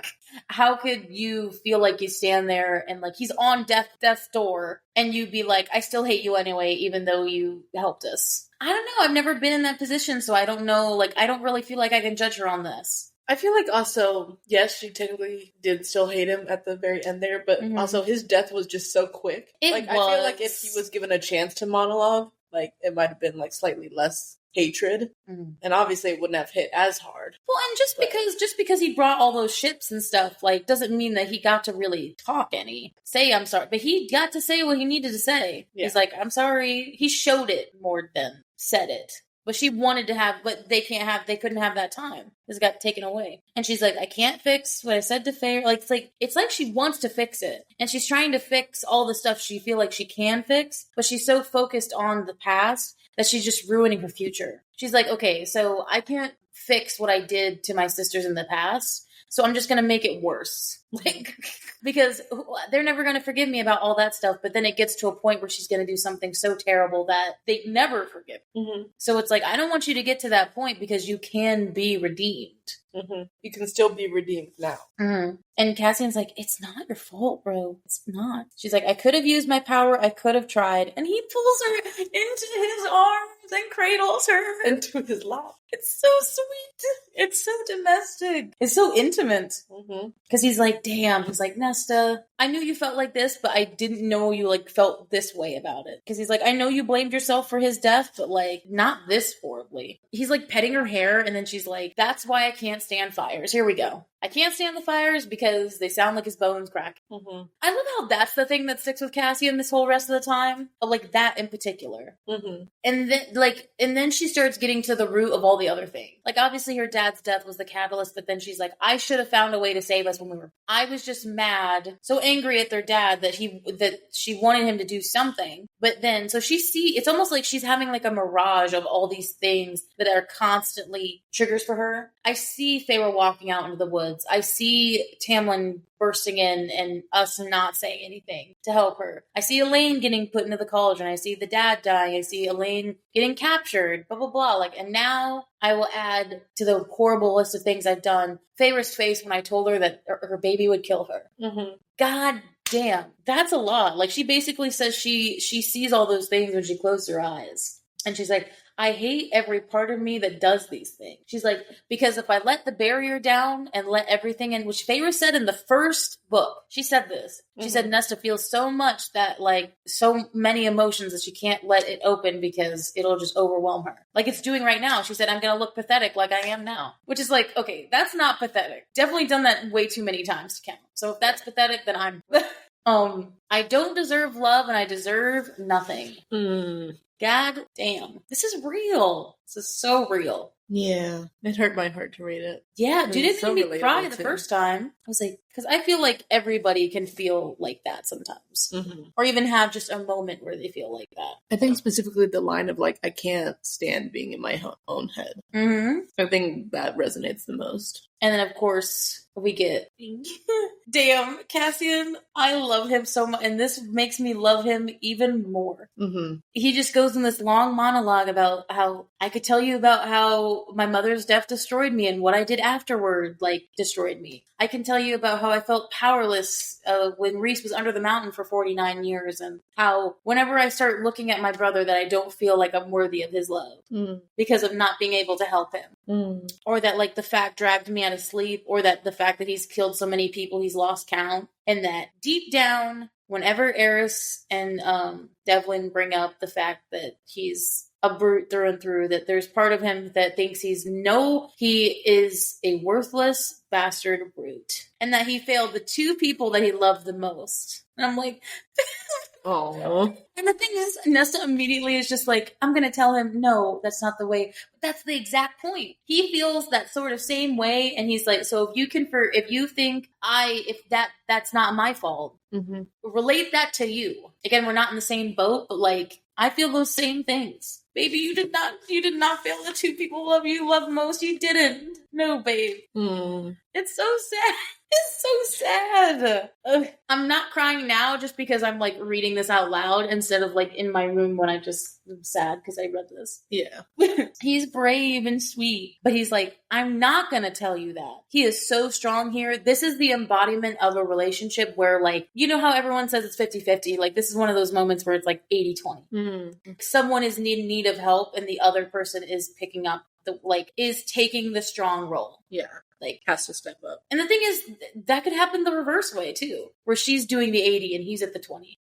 But, like, it's real that it happens like that. It's always shifting. It just have to add up to 100. 100, yeah. And I love before, like, this very powerful, strong quote that the environment changes. It talks about the lake lighting up. Like, the wind pauses. That's like they're getting, like, a spotlight kind of on them. But it's very much just, like, the clouds are parting, basically. The storm is parting.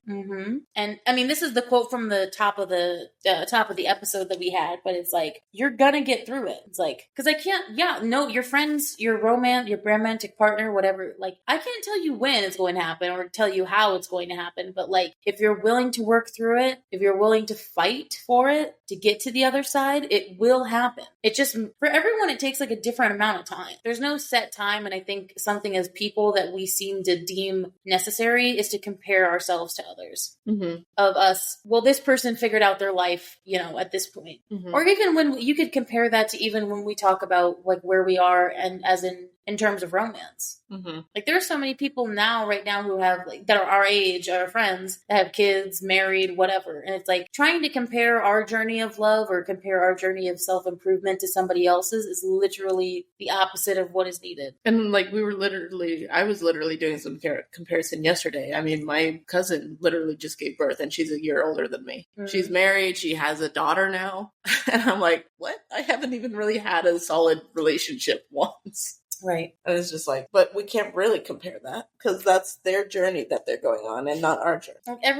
Everything is different, and we're all gonna get to the road and find the way at that. Like, I love what he says, especially willing to fight for it. That's the thing. He's like, if you want that, you need to fight for it. It's not just going to be given to you. Yeah. Like, you got to fight through it and fight yourself and fight your inner demons. And there's a better side. I like that. And it's just, the whole hike is a metaphor of what he's saying. Of like, okay, if you're willing to walk the path and you're willing to brave 5 days out in the fucking woods, going through all that pain up and down to eventually get to this beautiful lake, you can do it. He's like, I also love how intimate it is with how him saying like, I've seen it. Like, you are capable of doing it. He like grabs her chin and all that. And it's like, he's like, I've seen how loyal and how fierce you fight for the people you love. Why don't you put that to yourself? SJM was calling me out specifically for that one because that happens all the time for me. Where like, I'll fight tooth and nail for like my friends and family, but won't fight for myself at all. I've gotten better at it, but I'm definitely not at the end of that road of self-discovery. Still need to do better at that. Yeah. He's like, just apply it to you, Yeah. And I love how he said the road can be blind sometimes. Sometimes you have to, base it on blind faith. Fumble around in the dark. And it will be hard, but the destination is worthwhile. Kind of like following your dreams as well. Like I love how this sentiment can be applied to more than just mental. It can be applied to almost all the aspects of life. Follow your dreams, it's going to be a hard road, but if you want to fight for it, the destination is worth it. If it is. If it's not, then you're not done with your journey. Yeah. So, and I don't think the journey is ever truly done. Mm-hmm. I think that's the thing that some people also like to, I mean, maybe trying to, I don't want to say fix her mental trauma, but like deal with it is something that could have an end to the road. But there's always going to be like a constant struggle of it. Mm-hmm. So, but they're also immortal. So maybe there is an end to their road versus ours, where it's like life is just a constant road. Yeah. So, because she keeps focusing, and here's where it's really, like, really matters of him. She's like, well, what about all the things I've done? He's like, leave them. You're focusing too much on them where you can't focus towards moving forward. He's like, apologize to those whom you need to, but forgiveness also starts at yourself. If you can't forgive yourself, how do you expect others to forgive you? So, and here's the thing about apologies as well, is something interesting to bring up that I figured out, is that you apologizing to someone doesn't mean they have to forgive you. Right. Because I had like a similar situation in college where someone did something really horrible to me, and then they apologized to me like 2 years later after they went through their own struggles and mental trauma. And then I didn't respond to them because like what they did was so bad that I was like, I don't want to, I want that to part of my life to be in the past. So I don't like send her any ill will or anything, but it's definitely like one of those things where the other person doesn't have to forgive you for you to apologize. Right. Like, as it said here, of like, apologize to who you feel you need to apologize to. So it's like with that person, for example, they were probably just apologizing because they felt like they needed to, probably not even expecting you to respond. And so it's like, if somebody is apologizing for the good reasons, then they don't need somebody to respond. So it's like, hey, people might not forgive her as easily or, maybe ever forgive her, but she can at least forgive herself and say, I apologize and I moved on. That's the important. Yeah. And I think what's also good about him is he's like, I don't want you to change though. Like, I think you're thinking that somehow you have to change who you are for you to like get forgiven because she's apparently so bitchy. He's like, I like your fierceness. That's like what I love about you. Your fierceness, your boldness. I don't want you to lose. I don't want you to be some fucking simpering lady. He's like, there's nothing broken to be fixed. And whether or not when she talks about, how she can't believe she was born this way or something, it's like somebody out there loves all the fierceness and craziness and whatnot. And that's basically what he's saying. He loves her at her core. He's love confessing, but he's not really saying it. No. He's like, so I don't want you to lose those things. Oh, and then dude, the fact that she gets intimate is crazy too. She puts her hand out to him and cups his cheek, and he kind of like nuzzles into it. Oh. Turns his face into her palm. He's so sweet. He's like, I'll be with you every step of the way. He's like, I don't care if it takes you a week to talk to me. If you want to talk a week in silence, or if you want to walk a week in silence and not say anything, that's fine. Just talk to me at the end of it. I think, the important, like, just don't lock me out. I've been with you this far. I've had your back all the way up till now. Don't lock me out. I'm still gonna be here. So how the fuck does this man exist? He doesn't. That's the thing. He doesn't exist. She's just marveling at him. She's like, he's so beautiful. And then he's also tearing up too. And then he opens his eyes and he's like, his eyes are so beautiful. They stole the breath from her. And some essential piece of her clicked into place. Some piece that whispered, try. And then they touch eyebrows. Yeah, leaning their foreheads together. Oh, it's intimate. And just... thank you. This is a fucking well-written, like, set of chapters and scene. All I'm gonna say. I think Cassian is having that... So we then have Cassian in that man moment of like, bro, what the fuck just happened? He's like, obviously he meant everything he said, but he's like, dude, I was expecting her to get mad, not cry. Like, I was expecting her to yell, throw, fight me. Right. He's like, but she's literally just breaking down crying, and it says he felt torn to shreds. And that he couldn't help himself wrapping himself around her. Like, that's all he could do. And then he's, of course, because he's, the type of guy he is, he's like beating himself up, remembering the last winter solstice and being like, why didn't I think about that? Because you wouldn't unless somebody said something, like, so unless she said something, but she didn't. And he just remembers her rushing out of like the sound, and that, this whole time he's been putting a fire up, which they need to survive when they're up in the mountains. So he feels bad about it, but it's like he's more mad that like she'd been suffering for so long, and the fact that she was aware that she was suffering, but just let herself suffer. And he just holds her by the lake. He holds her by the lake until like her tears are done, and he's like, get up. And he just, the sheathing of the Illyrian blade. Hot damn. That's so good. He's like, show me the 8-pointed star. And I love how it describes it as her gaze is trusting, that he nearly like was to his knees, that because she trusted him so much. Hey, she can pick up she executed a perfect 8-position maneuver. Yes, she did it. With a real sword. That's the first time she's doing it with a real sword. Specifically Cassian's sword. An Illyrian sword, which is probably heavy as fuck. Yeah. Much heavier than the wooden practice swords. Hey, she carried that fucking pack the whole time, you know? I mean, obviously she wasn't holding it with her hands, but right. Some sort of strength there. And I love the descriptions. It's like blooming with purpose, you know? And then, I mean, if this should cement the mate thing, this is it. She was the most beautiful thing he'd ever seen. And an SJM book, if a character says that, there's mates involved. It has to be. Lucian did it. Recent Favor did it. Yeah. We don't know what Elaine was thinking, but who cares? She has to have had a moment where she's like, oh, he's actually really pretty. She looked at him and probably felt the same thing. Yeah. She just doesn't want to say it. She refuses to admit out loud that someone else makes her feel fluttery instead of Grayson. Off with that guy. Like, he needs to go. She still wants to go back to him. Who cares? No, she wants your boy. Actually, you know what? Go back to Grayson. Actually, I would rather hear about Grayson. And then it says, finally clarity and light shone in her eyes. Again. Shone brighter than the moon overhead. That's pretty.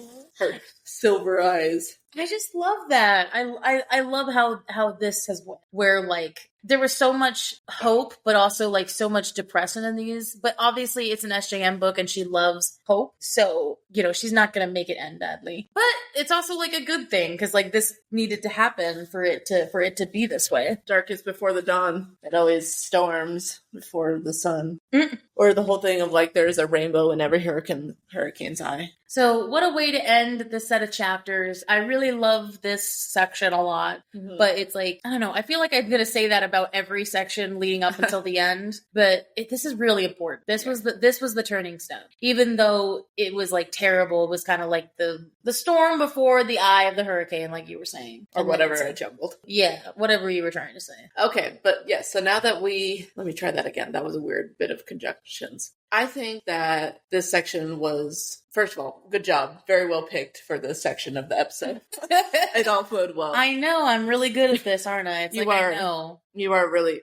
This was a big set of chapters that I always forget is, like, in the middle of the book. Because it feels kind of like an ending kind of thing. But, like, it's, like, her moment that she needs in order to start progressing again. Like, genuinely progressing. But anyway... After all that being said, we are now going to move on to our second section where we talk about the graphic audio. I finally was able to get my second monthly credit so I can start listening. So you have both parts now? No, I have the one part. Once we get into June, I'll have the second part. Okay. But I can finally listen to those and hopefully I'll actually be able to finish them before we get to the end of the book. So we'll do the live stream of the first one then. Your first section. We could do that in a little bit.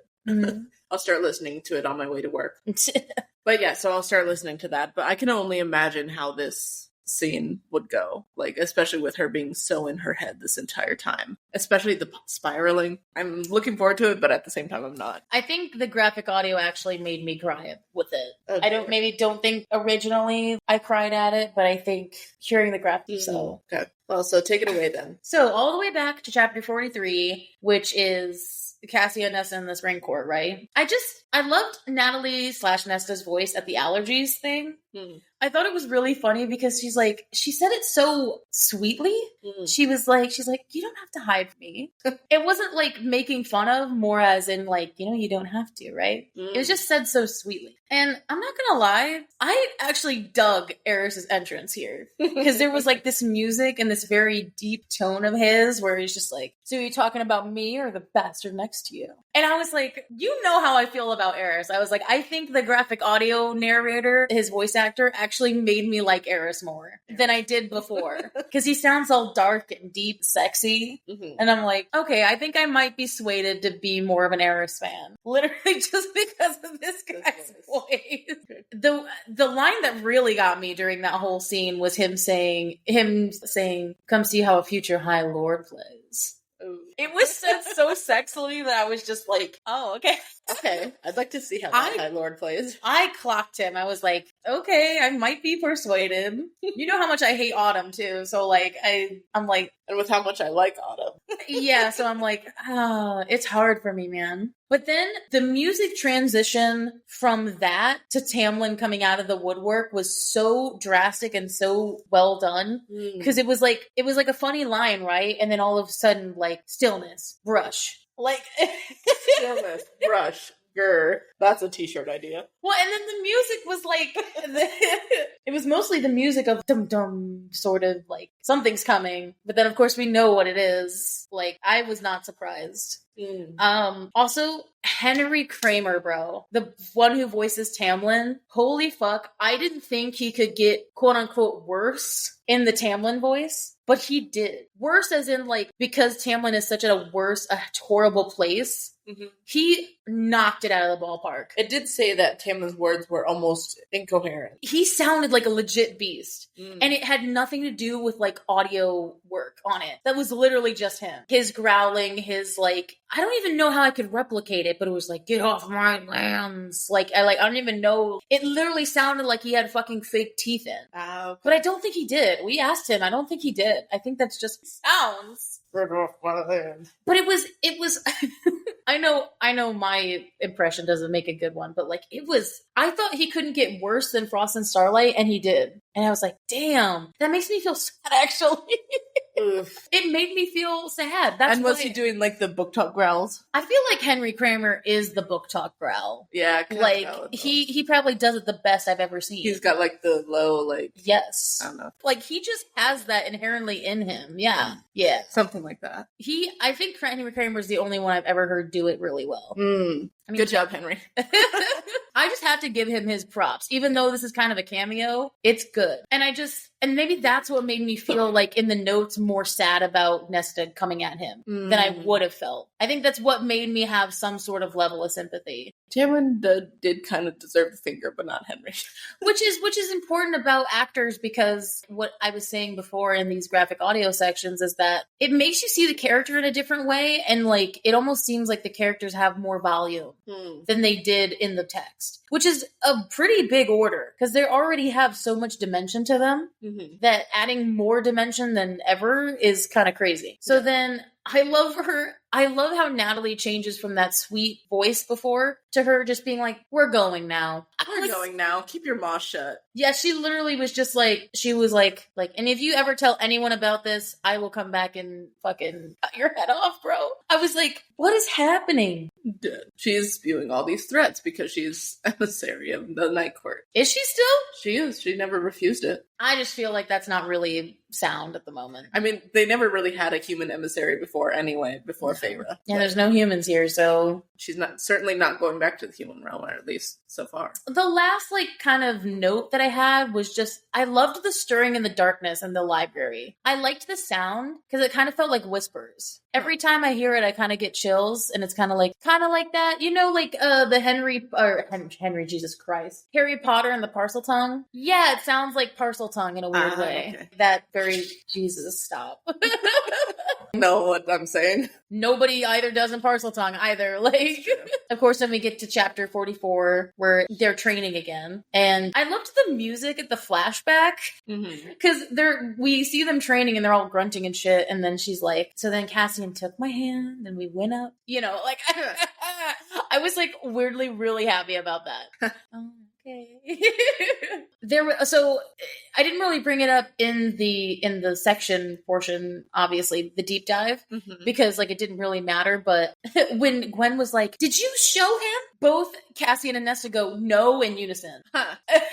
Like, no, I didn't show him. Did you show him? It was really perfectly. I mean, obviously they edited it, but it was cool. It was in unison. Also, Gwen screaming like a fangirl was actually kind of like feel like how I would do it. All I was just like really high pitched. I didn't even do it because I know I would piss off our neighbors. I could replicate it, but I don't want to. So it would definitely make. I think that's why when you brought it up with the whole Asriel moment, that I didn't really think of it as a Gwen Real moment because she was just so loud. It's like I feel like anyone would just be startled, like, what the fuck fuck? What's going on? That's true. Kind of like a moment of like, what did Cassian say in order to make her do that? Mm-hmm. The transition to the sword technique was kind of hot as hell, I'm not gonna lie. It wasn't even like, I think, a moment that was written, but he takes out the sword, right? And then he writes like on the ground, the 8-pointed, but you hear the sound of the like the whip of the sword, and I'm like, he just whipped his sword out, and I was like, okay, that's kind of hot. I was like, okay, did chills. There was also, because like that moment where it was talking about like the new age era, whatever, there was like this boom after Nesta's words when she said, well, why don't we just combine all the techniques? And then there was just like this big boom. And then I loved the Colleen narration of, it made fate sit up. It was like very much like I don't even know how to describe that, but it was in fluctuation of words that she did. Dun, dun, dun. And then obviously they get into the dinner scene, right? I mean, I loved hearing everybody again like normal, because it's been a little bit since we've recorded. I loved Amren specifically. I loved how she sounded like someone like in a bar. She's like, I loved those females. Didn't let a man tell them what to do. And except they're foolish.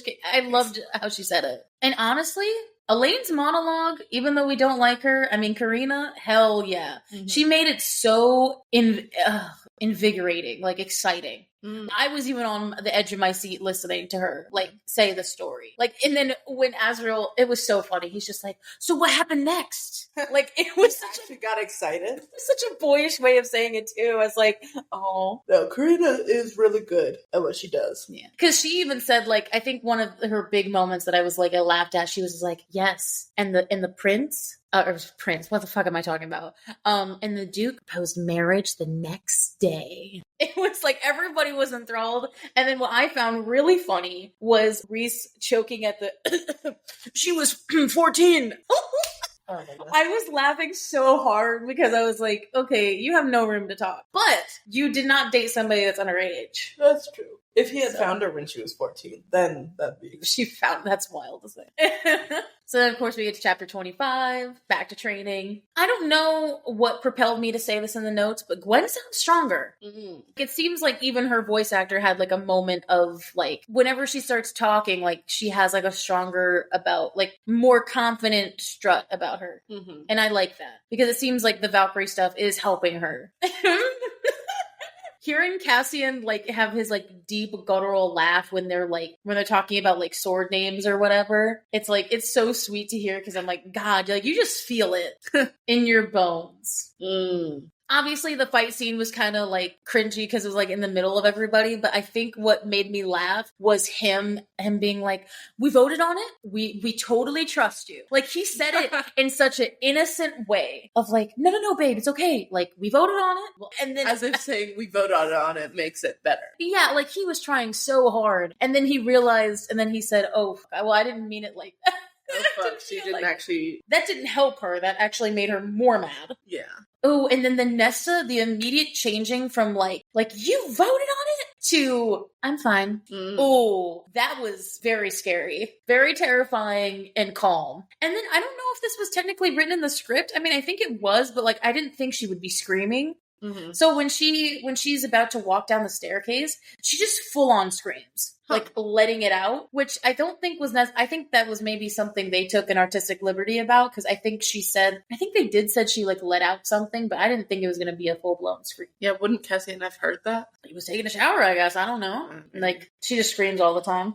It was hard to listen to, especially Natalie screaming. It was, that's crazy. And honestly, Colleen's narration did it in for me. When she went down the stairs, she was like, Amren had given up on her. She like took her time with it and it felt really, really solid. Made me start being sad. And then, of course, dun dun, chapter 46, right at the top, the music it was just pure adrenaline. Shit. A woman on a mission, but this is terrifying. I think the Varian thing was funny, but like we didn't hear him talk. Because he doesn't talk in that. Amren, dude, Nora, this whole chapter, she was amazing. Every line was pure gold of her, just like the lore wisdom. She's like, I'm not choosing sides, you stupid girl. Like, and then specifically the line where she said, "Oh, poor Nesta." She actually made fun of her a little bit. She's just like, poor Nesta, who has a sister who loves her so much. It was literally like a mom fighting with a child. It felt like that. Yeah. And damn, the big one that I was telling you that everyone clips. Like, is it respect she offers you? Like the switch in dynamic there when Pharaoh shows up, and then her being like, because then Melody punctuated respect too. She's like, Amaran's been with this court for a long time. I owe her that respect. She hit it, and then that's what it's like prompted Nesta to be like, is it respect she offers you? Dude, and then Natalie, oh my god, making that moment so strong of she's like, did you know that, or like that baby in your womb will kill you? It was so hard. Oh no. I was like, and then heartbreaking Melody. She's like, what do you mean? It was so small, and I was like, oh my god. And then she even starts like tearing up too. She's like, you guys knew about that? Like the breaking in the voice. The voice cracks. And then the music and the realization of the fear, because when like she touched her stomach or whatever, I was like, she just ran. And then again, I told this to Liesl before, but I think this is the one time that I didn't go Anthony hot. Yeah. I was sad at him being that bad, but he was fucking pissed. Yeah. Anthony's voice there at the end of that chapter, she's like, I will fucking kill her. I was like, oh my god. Goodness. See, I have my boundaries. Good. That was not an Anthony hot moment. That was definitely an Anthony oh no moment. Anthony chill, dude. Of like, oh my god, he will actually kill her, I think. And then, of course, chapter 47. I just love at the top of it, transitioning from out of Rhysand's office to just hearing the wings at first. And then just swooping her up. Just got it. I loved Colleen's narration during these Nesta moments so much. I think Natalie and Colleen did such a good job. Obviously, Natalie did a great job at the, her talking scenes, but Colleen was really the one, because for these two stretch of chapters, she doesn't talk at all. Right. Or actually, the three stretches of chapters, she doesn't talk at all. So it's literally just Colleen's narration that is holding this together, of just her being the sad music on top of the perspective. I'm like, oh my god. Wow. Perfect. And honestly, I have loved Melody Muse at the end of where she's mind speaking to Cassian. I loved her so much because she sounded so strong. I mean, because especially going from that scene where she sounded so small and scared to being like, I'm not going to let my baby feel that fear. Yeah. Very strong. And I was like, you go, dude. I am pulling for you hard. This is great. Obviously, then the next couple of chapters, I don't have like too many notes necessarily in them because there's not really much besides what I just said. One only has 3? This is 2, technically. Obviously, at the top of chapter 48, Cassian's like, get up. Even though I like that voice from him, I don't like when it's aimed at me. When it's aimed in a bad way. Like, angrily, kind of, with that frustration line. So I do love how he starts out cold, but then he, like, starts to kind of get a little gentler as he goes on. Like, he can't even keep up the ruse. You can't know what I mean? Yeah. And especially the gentleness at when she says good in her brain. And he's like, okay, let's just rest up. It got so small and so sad. And I was like, Cassie, you're a baby. I'm so sorry. Because I think probably it was grating on him as well, of like the days without speaking. Like he's been used to her like snapping at him, and so for her to be completely silent. He's probably what I'm imagining, how weird I get when it comes to not talking during the time like that. So then of course we get to chapter 49. They're like halfway or whatever. And not only do I love the narration that Colleen's giving, but I love the lack of sound. Like there is no sounds in this. There's only just like a little subtlety of music, but there's not really like other sounds. It's very much a void, very much oblivion sort of sound. And I dig that. I liked that choice. And then hearing Cassian so angry, concerned is so sad. He's like, it's almost like defeated. It's like, why didn't you drink? Why didn't, like, almost like she's dying in his arms or something. Which he did like land on his knees next to her like she had died. I was like, no. He's like, why aren't you drinking? Why didn't you like, but it's not angry as in mad. Just why are you doing this? Desperate. Yes. And bro, I'm going to say this. I'm looking at the camera. Natalie, good God. She falls to the ground and she starts weeping. And okay, I have very like much an empathic mindset as well, but hearing somebody cry that badly got me. And like it gets me every time. And I don't know what it is about just somebody crying that hard, but like the empath in me is just fucking getting sucked out. It's like hard weeping, like like deep guttural weeping. It's been a long time since I've cried. And it's bad. I mean, obviously it's kind of on a loop if you're thinking it in the practical way. Yeah. But Natalie had to make that sound. Mm-hmm. Even for like a little bit. Which, honestly, I can't imagine like trying to record that kind of sound because I would end up then just triggering myself into actually crying. It probably did. I mean, well, there is like a difference between Flay as the character. Like, you're supposed to have a thin line. Because like hearing like the hyperventilating kind of thing, like that kind of thing is like, that like makes me anxious and then that's going to make me cry. You will cry. Oh, lovely. I love, because at first when she talks, right, like, because he talks first. Mm-hmm. He's like, I'm here. I was like, like, don't touch me. Oh my God. What? And then he said, why? Like, that was, God damn, that she's like, don't, like, it's like that, like, she cannot fucking talk. She is crying so badly. Don't be kind to me. How dare you be kind to me after everything that I've done to you, and to everything else, to everyone else. The line of why? Exasperated, why? God. There was like a big music shift when she got in his lap too. A very much a good lighted music. Because obviously she's like, her narration for that entire part of talking about all about her dad and the sisters and all that is hard to hear.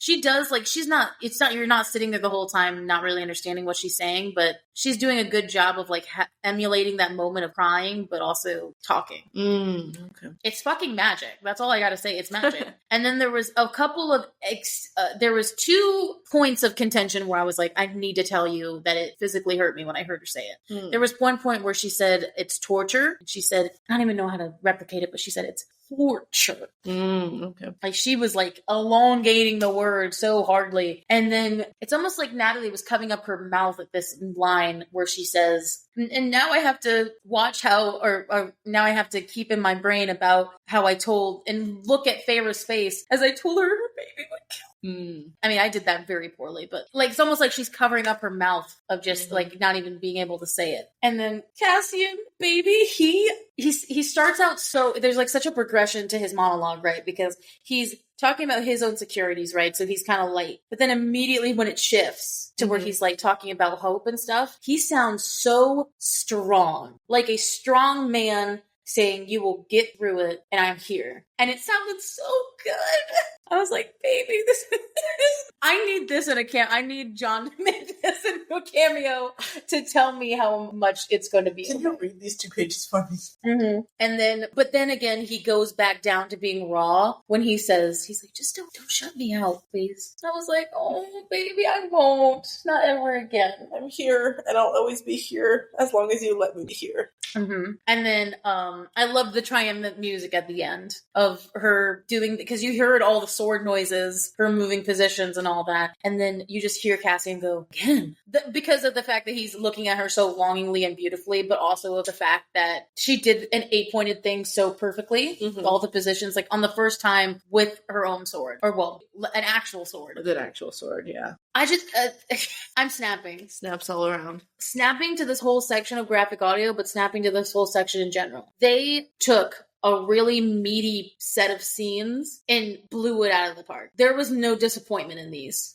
at all. Holy shit. Wow. So thank you so much for watching. This means so much to us. We finally hit 2,400 people listening to our podcast, and it's beyond belief. That's insane. We've had like a continuous row since March. I think I told you the other day that we've had people listen every day. At least one new person every day. Yeah. And I'm like, this is amazing. So keep sharing it. If people love ACOTAR or they love graphic audio and they want to hear us talk about it, this is the podcast for them. Yes. And to talk about the real things, you know, even though we don't want to talk about them, it's it's important to talk about and it's important to discuss. But yeah, so please follow our Facebook, Instagram, TikTok, and yeah, follow our Discord. We've got like such a good community there. We're even doing fun things now where like I'm putting my reactions to One Piece because Liesl is making me start that enormous fucking climb. Well, I made you at first, and now you're like, no, I love it. So like, you're addicted already. So if you please like that stuff, please talk to us. Like, let us know if you like that kind of stuff, and we're going to be starting to do more live streams and whatnot. Just because we're going to be starting to do more live streams because I have like a good work schedule now, so that'll be good. So we'll keep back on the content, and we're going to get through the rest of Silver Flame. Mm-hmm. We're on our way. Is there anything you want to say to the people before we go? Drink water, eat food, get sleep. Damn. Drink water, please. Do not be like Nesta, because she's a dumbass. Don't pass out because you were not drinking water on a super long hike with the hot Illyrian man. So we just didn't have the Illyrian man as the thing. Yeah. That hike would have been worth it if we had an Illyrian man. Yes. I mean, I think it was worth us regardless. We had like bonding and friendship and all that jazz. Mm-hmm. I'm sorry. It would have been better if there was a man. Or just an Illyrian that we liked in general. All there was like an old couple that was fucking passing us at every opportunity. But like occasionally we would pass them because they would stop to take pictures. So we would like be chugging along at our slow pace, and then they would stop to take pictures and we'd pass them. And then they'd end up passing us again because we were going so slow. Well, that actually brings up a good point. If there's anyone that wants to get on a live stream with us and just listen to stories, let us know if you like that. Yeah. Because we could totally just do that. And we could have topics of like hiking or just that trip that we took. Yeah, like if you want to hear more about us and like what we've done and just us together in general, just please let us know. Mm-hmm. So we'll see you guys all in the next episode. Technically, it's spoilers for the end of the book, so like if you haven't read up into the end of the book, don't listen to it. Obviously, we'll have our spoiler warnings, but there are 2 bonus chapters in this book that SJM wrote on the side. Mm-hmm. So just to let you guys know, we're going to go over both of those chapters. Yeah. And this one is the Reese and Feyre bonus chapter. So it'll be a little bit smaller, so we'll have to talk about the chapter, but we can also talk about like any little theories that bustle off that. Yeah. You know what I mean? So, but we will see you all in that next episode, and we'll see you all for whoever has to skip that in our next deep dive episode. So we'll see you guys later. Bye. Bye.